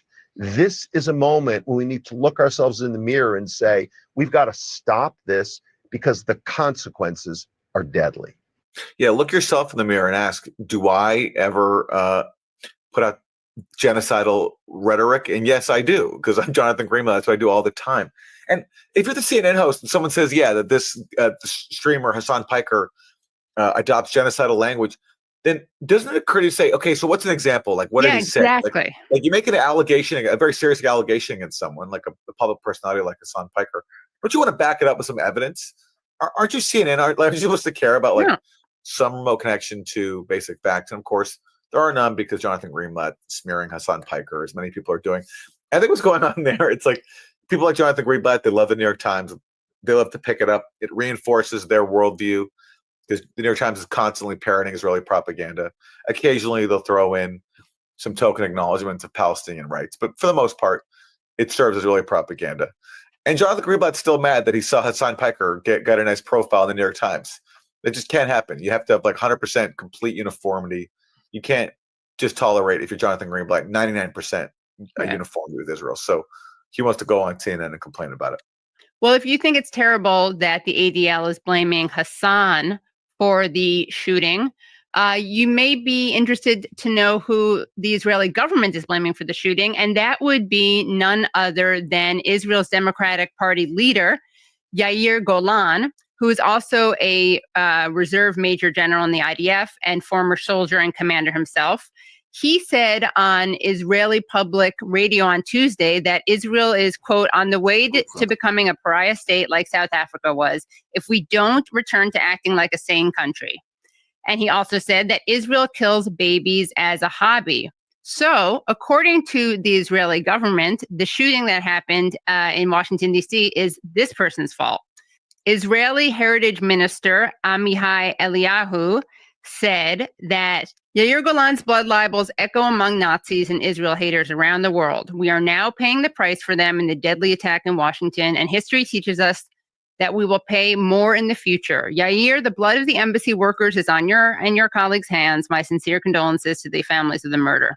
Ben-Gvir, the national security minister, and Kahanist and genocidal racist terrorist who actually served jail time, said, unfortunately, the anti-Semites in the world draw encouragement from villainous politicians in Israel who accuse IDF soldiers of murdering children as a hobby. The blood of those murdered by them.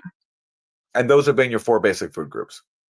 For this week's guest, we are joined by returning champion, Youth Affiliate's fan favorite, Norman Finkelstein, who so many of us rely on for his analysis on Israel-Palestine. He wrote a really important book about Gaza. Actually, one of the few works out there, the few political histories of Gaza. It's called Gaza, An Inquest into Its Martyrdom.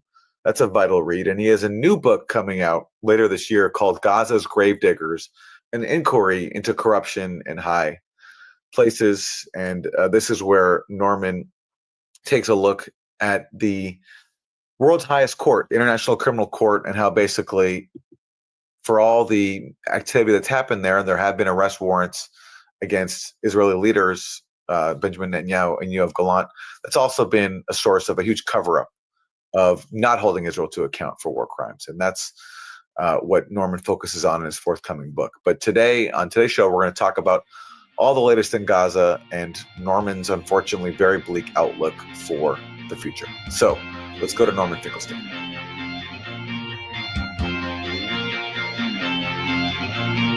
Norman Finkelstein, thank you so much for coming back to Youth Affiliates. My pleasure, as always. Let's start with what is the top news in the U.S., the shooting of 2 Israeli embassy officials outside an event in Washington, D.C. What we know so far is that the alleged shooter chanted Free Palestine. There's also a manifesto that's been purported to be written by him, although that we haven't confirmed that. There's so much going on in Gaza, atrocities day by day. I feel a little, it feels a little inhuman to talk about 2 deaths in Washington when there's hundreds, thousands of deaths going on in Gaza. But what is your reaction? Well, my first reaction is that before a public, you have a responsibility not to just throw the ball. You have to have the facts and then make a careful evaluation on the basis of the facts. When I first read about this morning, my initial reaction, I thought it had occurred at the Israeli consulate. And I assumed it was a Palestinian who had committed the action. And my first reaction was to remember, I don't know if you folks will know, the fellow Herschel Greenspan. He was the one who assassinated the second-level diplomat in the German legation, I think it was in Paris. And he was Jewish, Herschel Greenspan, and that triggered Kristallnacht. And if you look at the literature on Greenspan, there's a lot of speculation about him. He was an obscure figure. He had reacted to reports about the forced movement of Jews. I think it was either in Germany or Poland. I think it was Poland. I can't remember. In any case, he reacted in sheer horror at what was being done to the Jews. I think it was his parents among them. And he did an act. He went into the German legation in Paris and he shot the second person in charge. Of course, the Germans called it an act of terrorism, and that's what triggered Kristallnacht. In those circumstances, given that he did assassinate a representative of the German government, and as a representative of the German government, he bears responsibility for the actions of the German government. I'm not aware of anybody who condemned Greenspan. and I've read the literature quite closely. I'm not aware of anybody who condemned him for the act, even though you could say it was not a very smart thing to do because it triggered Kristallnacht.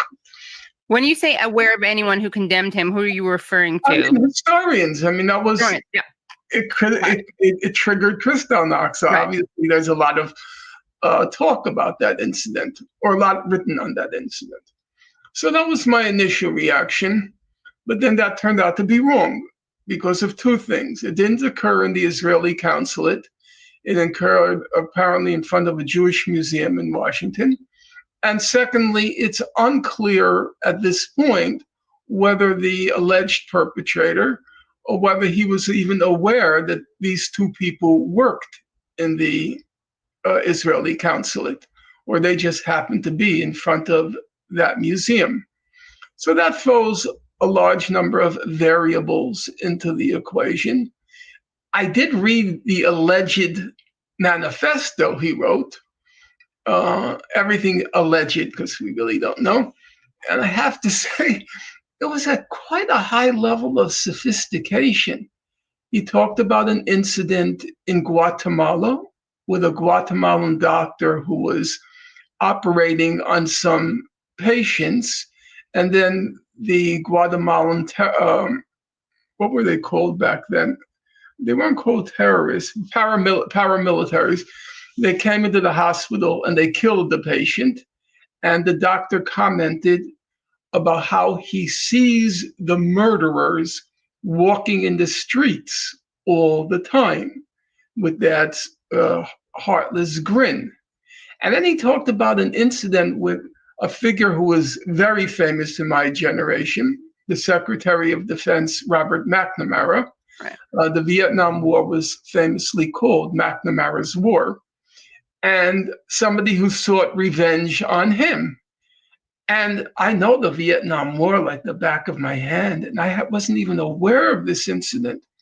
So I'm bringing it all up because there seems to be this big disconnect between a sophisticated manifesto and a fellow just going randomly in front of a Jewish museum in Washington and attempting to assassinate two people who presumably he thought were Jewish, although there's no reason even to presume they were Jewish. It could have been just visitors going to the museum. So everything remains foggy now. I would say for me, a bottom line is it could have been a nutty guy. That's always possible. Ted Kaczynski, he was a Harvard graduate.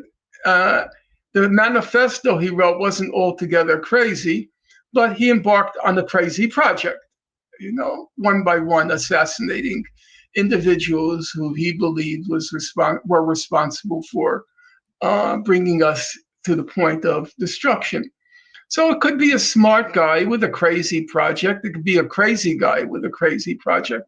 I don't really know. What I would leave it there. It's interesting. I just have to add that one of the victims of the shooting, they were both employees of the Israeli embassy, and one of them is a Christian Zionist who emigrated to Israel from Germany and joined the IDF and became a citizen.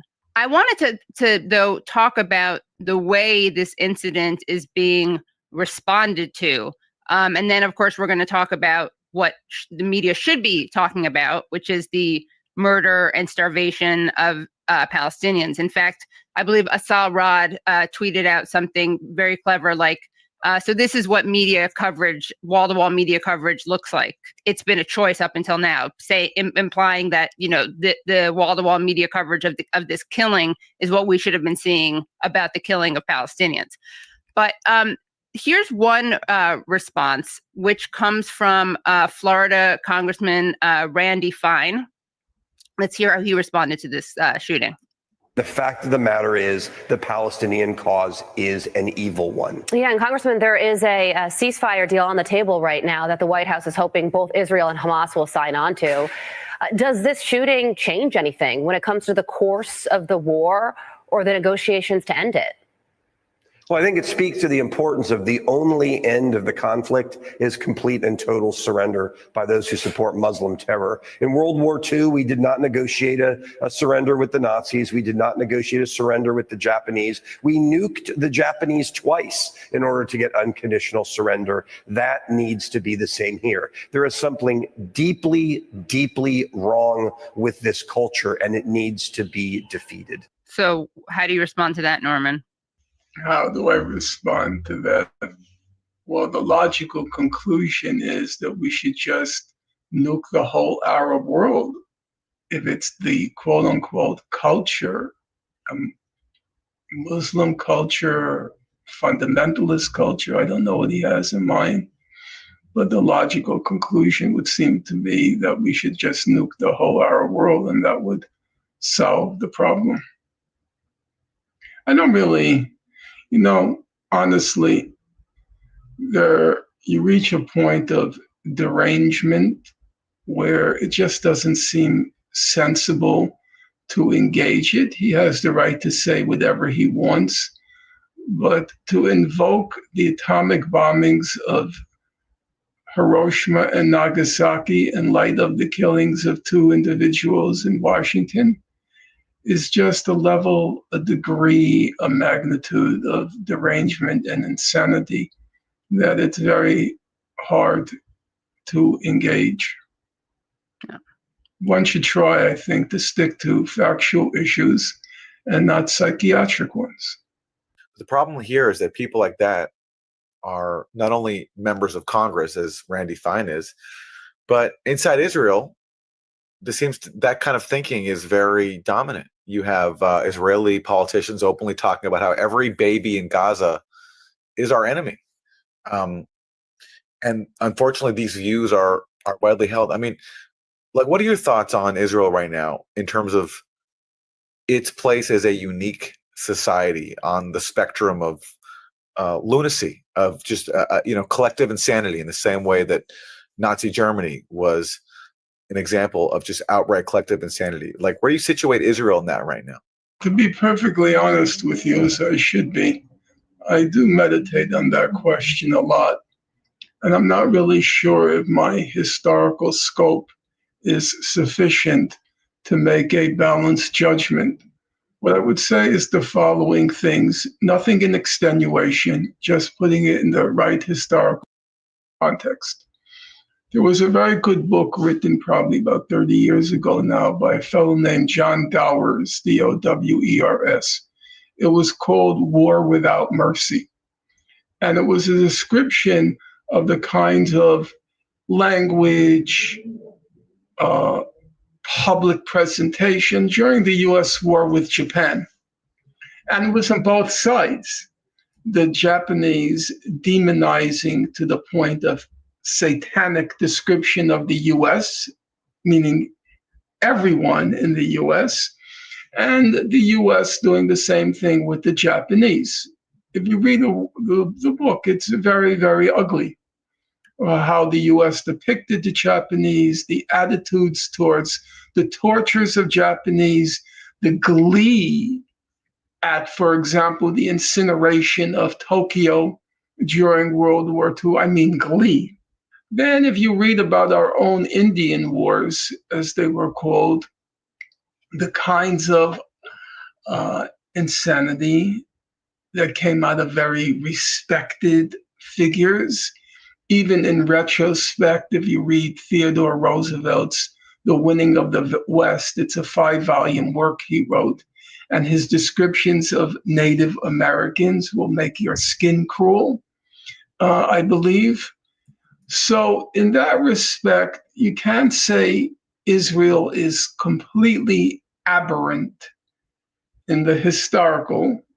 In the broad history, these kinds of psychopathic outbursts are not unusual, especially after October 7th, where kind of all the demons in Israeli society, which for one reason or another, they had to repress or suppress, all the demons rose to the surface, and all of the ugliness of that society They felt they now, after October 7th, they had license, they had moral license to publicly espouse.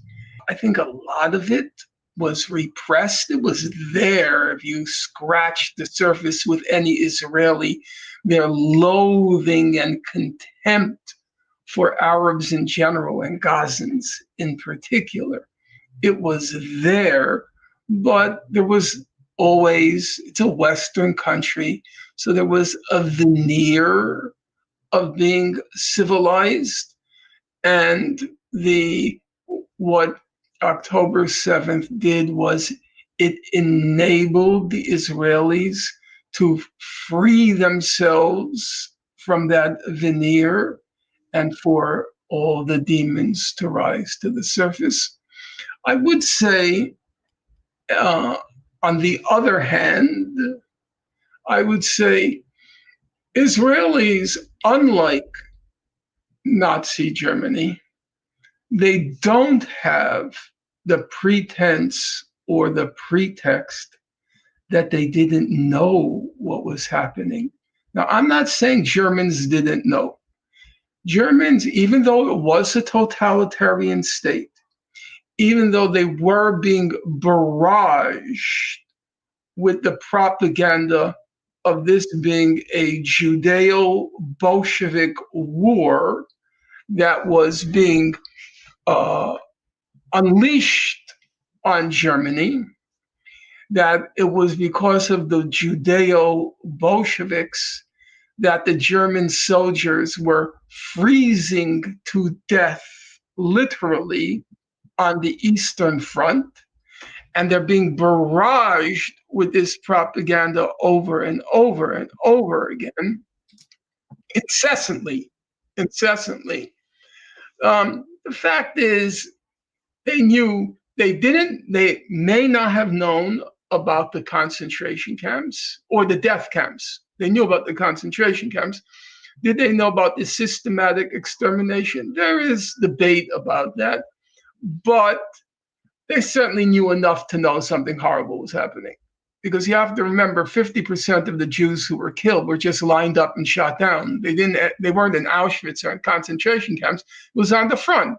They're lined up, shot down, in some instances like Babi Yar, in the tens of thousands. So somebody had to be doing the shooting. And there had to have been conversation about what was happening. So they knew. But they have a pretext or a pretense that they didn't know. The propaganda, the totalitarian state, and so forth. In Israel, everybody knows.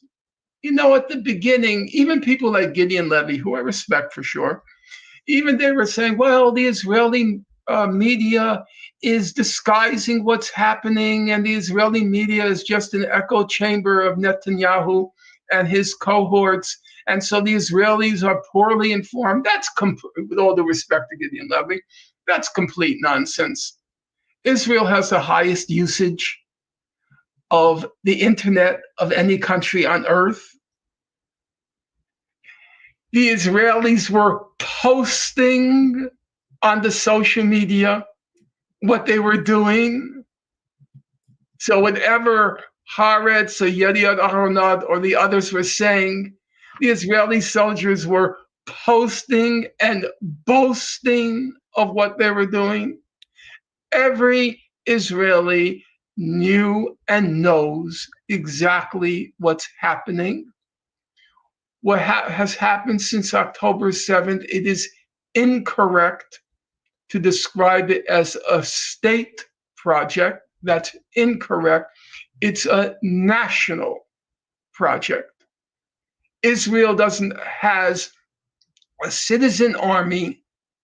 It's representative of the cross-section of Israeli society. The people carrying on the genocide are representative of, anchored in Israeli society. If it's not the person, him or herself, it's an uncle, it's a father, it's a brother, it's a son. They all know. Daughter. A daughter. They all know. They all approve. Every poll taken since October 7th has shown that roughly 95% of Israelis believe, knowing full well what's going on, 95% believe that Israel is using enough or too little force in Gaza. That is 40% think Israel is Jewish Israelis believe that Israel is not using enough force in Gaza. So, in answer to Aaron's question, I have to be sensitive to other historical examples I've seen. For example, the US with Japan, the US during the Indian Wars. On the other hand, I do think that at least in the current world, let's say since World War II, this is in a class all its own for many reasons. I mean, the sheer numbers, since the 21st century, the last 25 years, it's unique in every category. There's just nothing like it. You use any metric whatsoever, this falls into a totally different category what Israel is doing in Gaza. And in terms of it being a national project, yes, I do believe it falls into a category. Then the implicit question in what Aaron asked is, what degree of legitimacy does Israel lose as a consequence of the last 19 months? Does it lose its right to exist as a state? Does it lose any moral legitimacy any longer as a state? I'm sure people wake up thinking that place needs to be wiped out. And I try very hard to reason it through.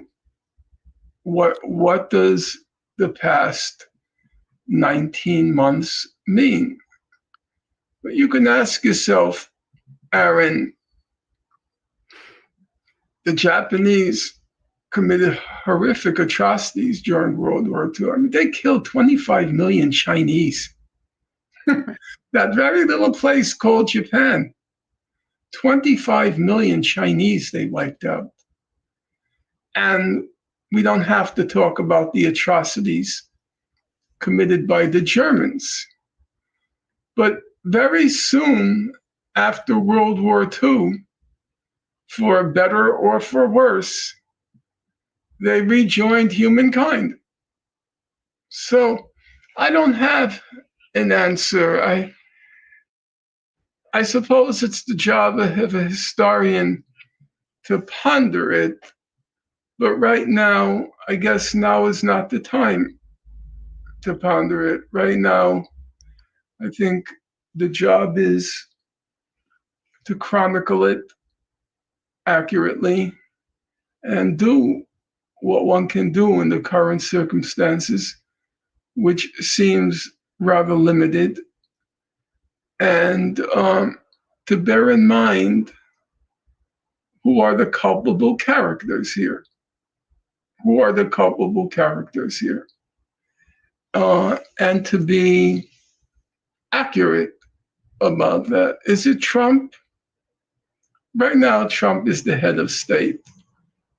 But did he begin it? Did he open the door? Did the horrors begin with his inauguration? That's just not true. I get many emails every day from people who are feeling hopeless, hoping that I can show some light at the end of the tunnel, and I can.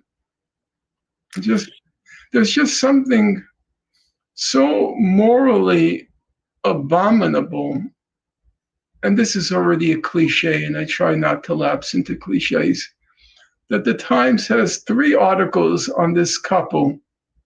The couple in D.C. who were killed. Yeah. And 3 days ago, it was reported that 14,000 Gazan babies would die in 48 hours if food doesn't get to them. I think that might have gotten one sentence in the Times. 14,000 babies will starve to death if food doesn't get to them within 48 hours. Now, there was some controversy about that warning because there was a question of whether that was the exact precise warning or whether the warning was simply that there were 14,000 babies in Gaza who were at risk of starvation. But regardless, whether it's 48 hours or starvation over a longer period, it doesn't matter. The point is the figure was 14,000 babies are seriously at risk over some period of time. And they've already been dying of it. That's the other thing that one would think would be noted by our media. That children are starving to death. Not starving to death, they're being starved to death. And that just wouldn't have happened. And to hear the rest of the interview, please go to Useful Idiots.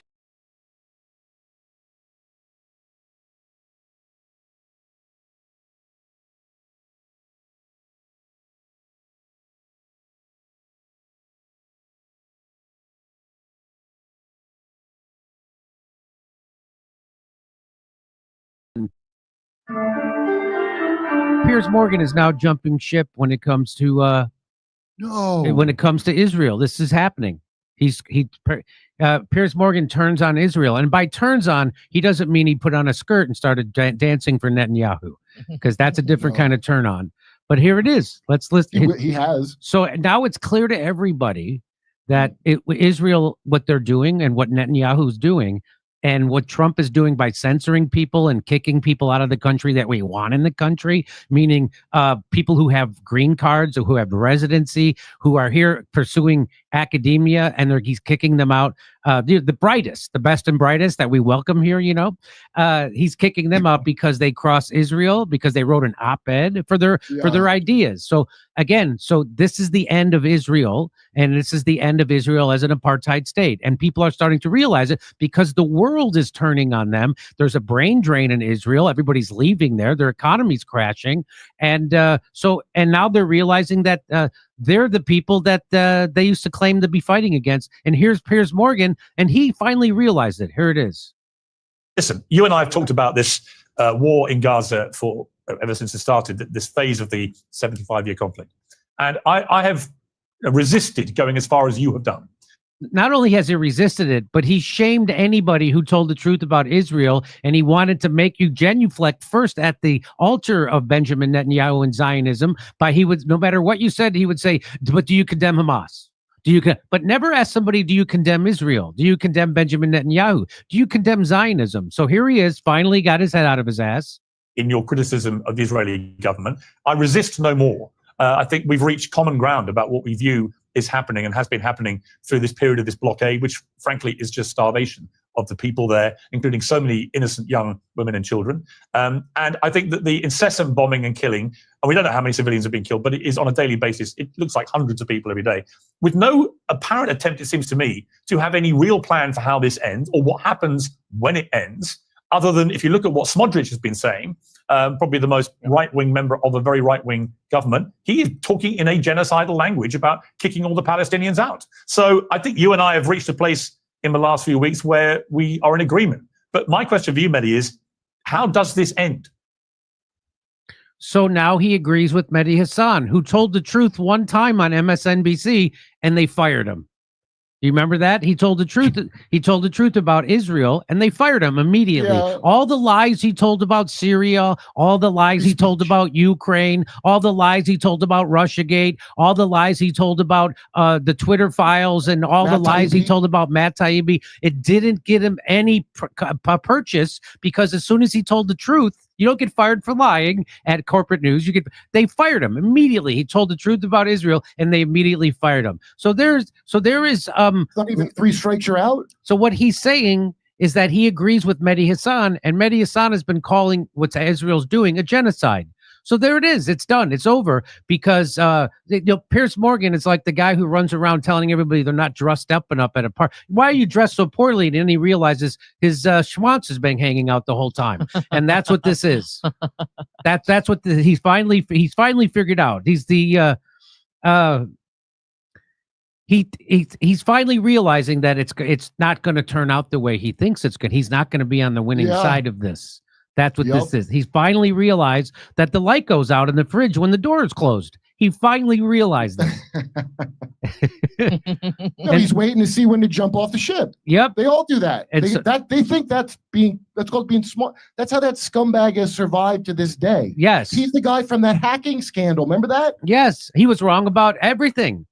And he was wrong about same thing he did with COVID. He shamed and slandered people right up until the point where it wasn't cool to do that anymore, where he was going to start, it was going to be bad for him. So then he just jumped ship. Yeah, so, but the Cuomo point in nature. But Chris Cuomo point. Yeah, the Chris Cuomo point, right? So here, I love this. One day when it's safe, when there's no personal downside to calling a thing what it is, when it's too late to hold anybody accountable, everyone will have always been against it. And that's a fact. That's today for Piers Morgan. That's today for Piers Morgan.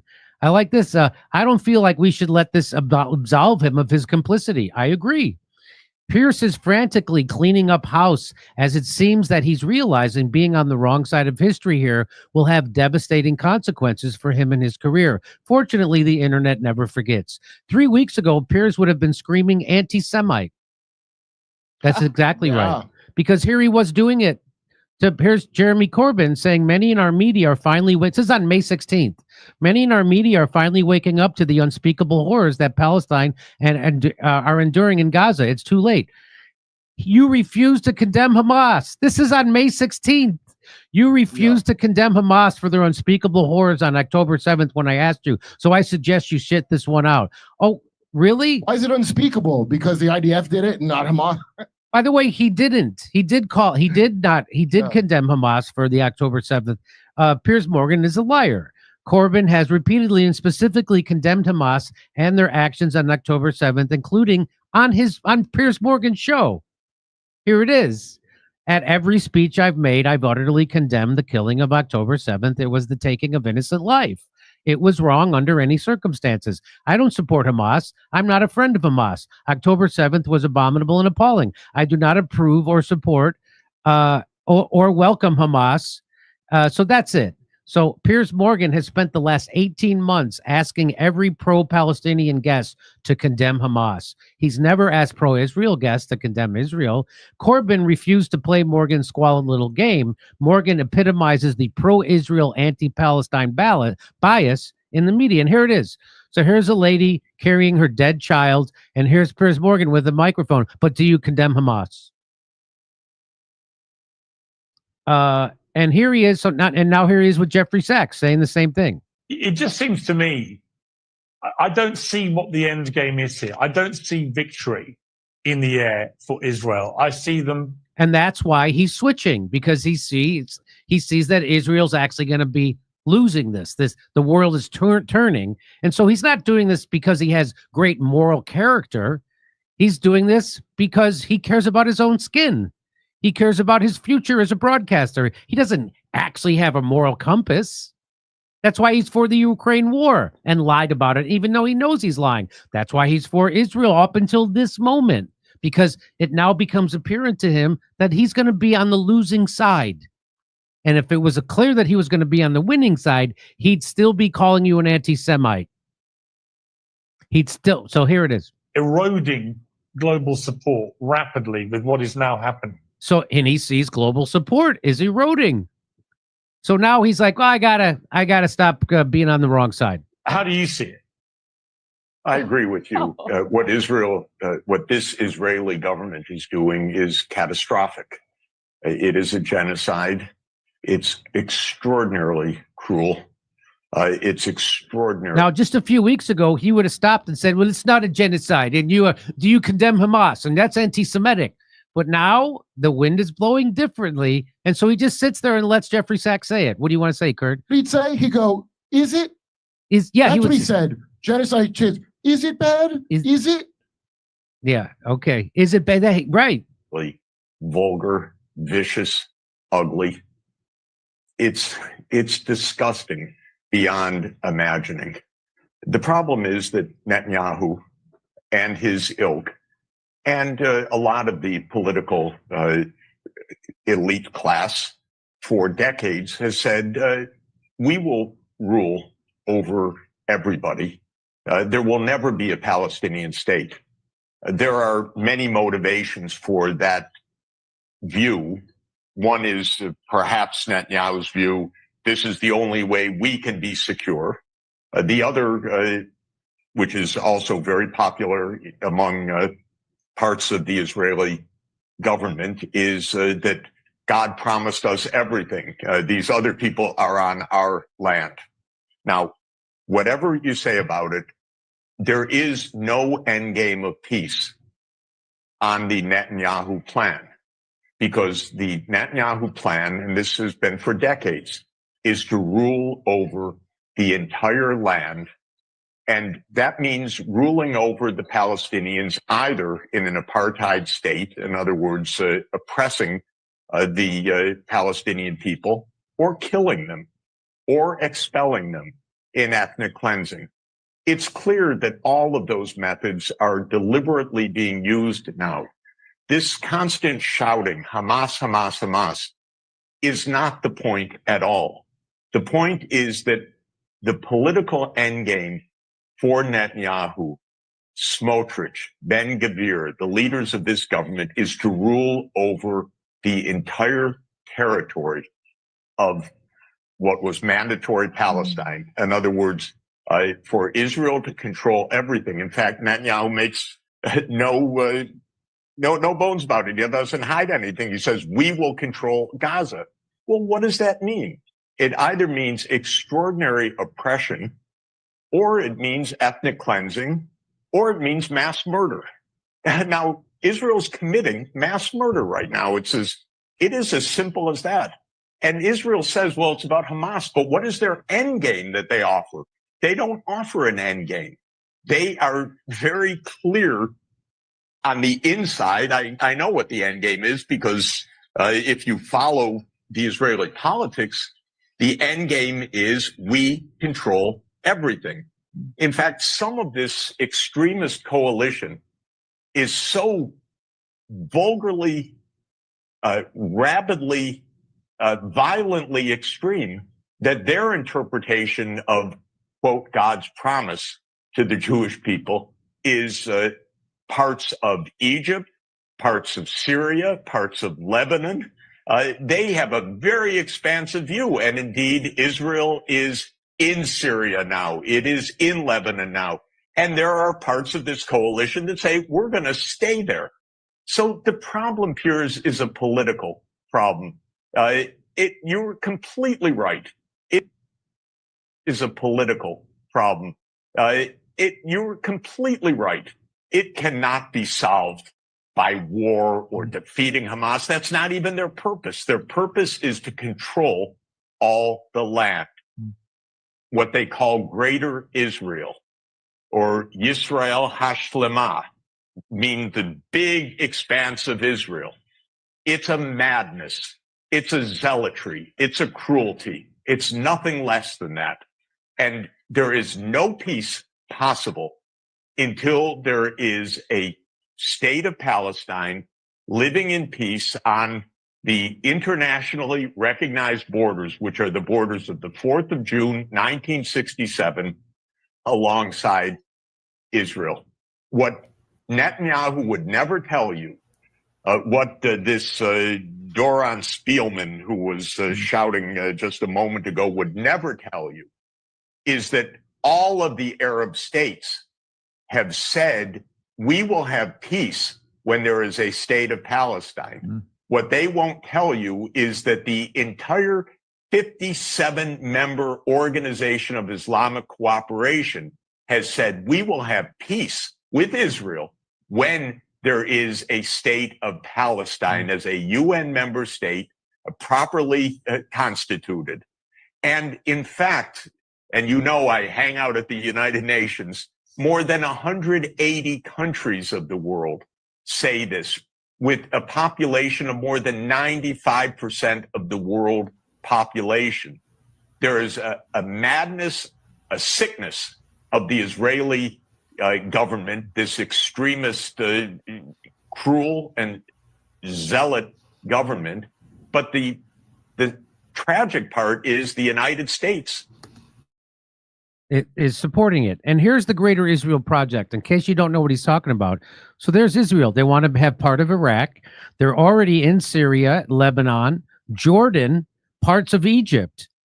That's all they want. Take Iran. It's right there. So there it is.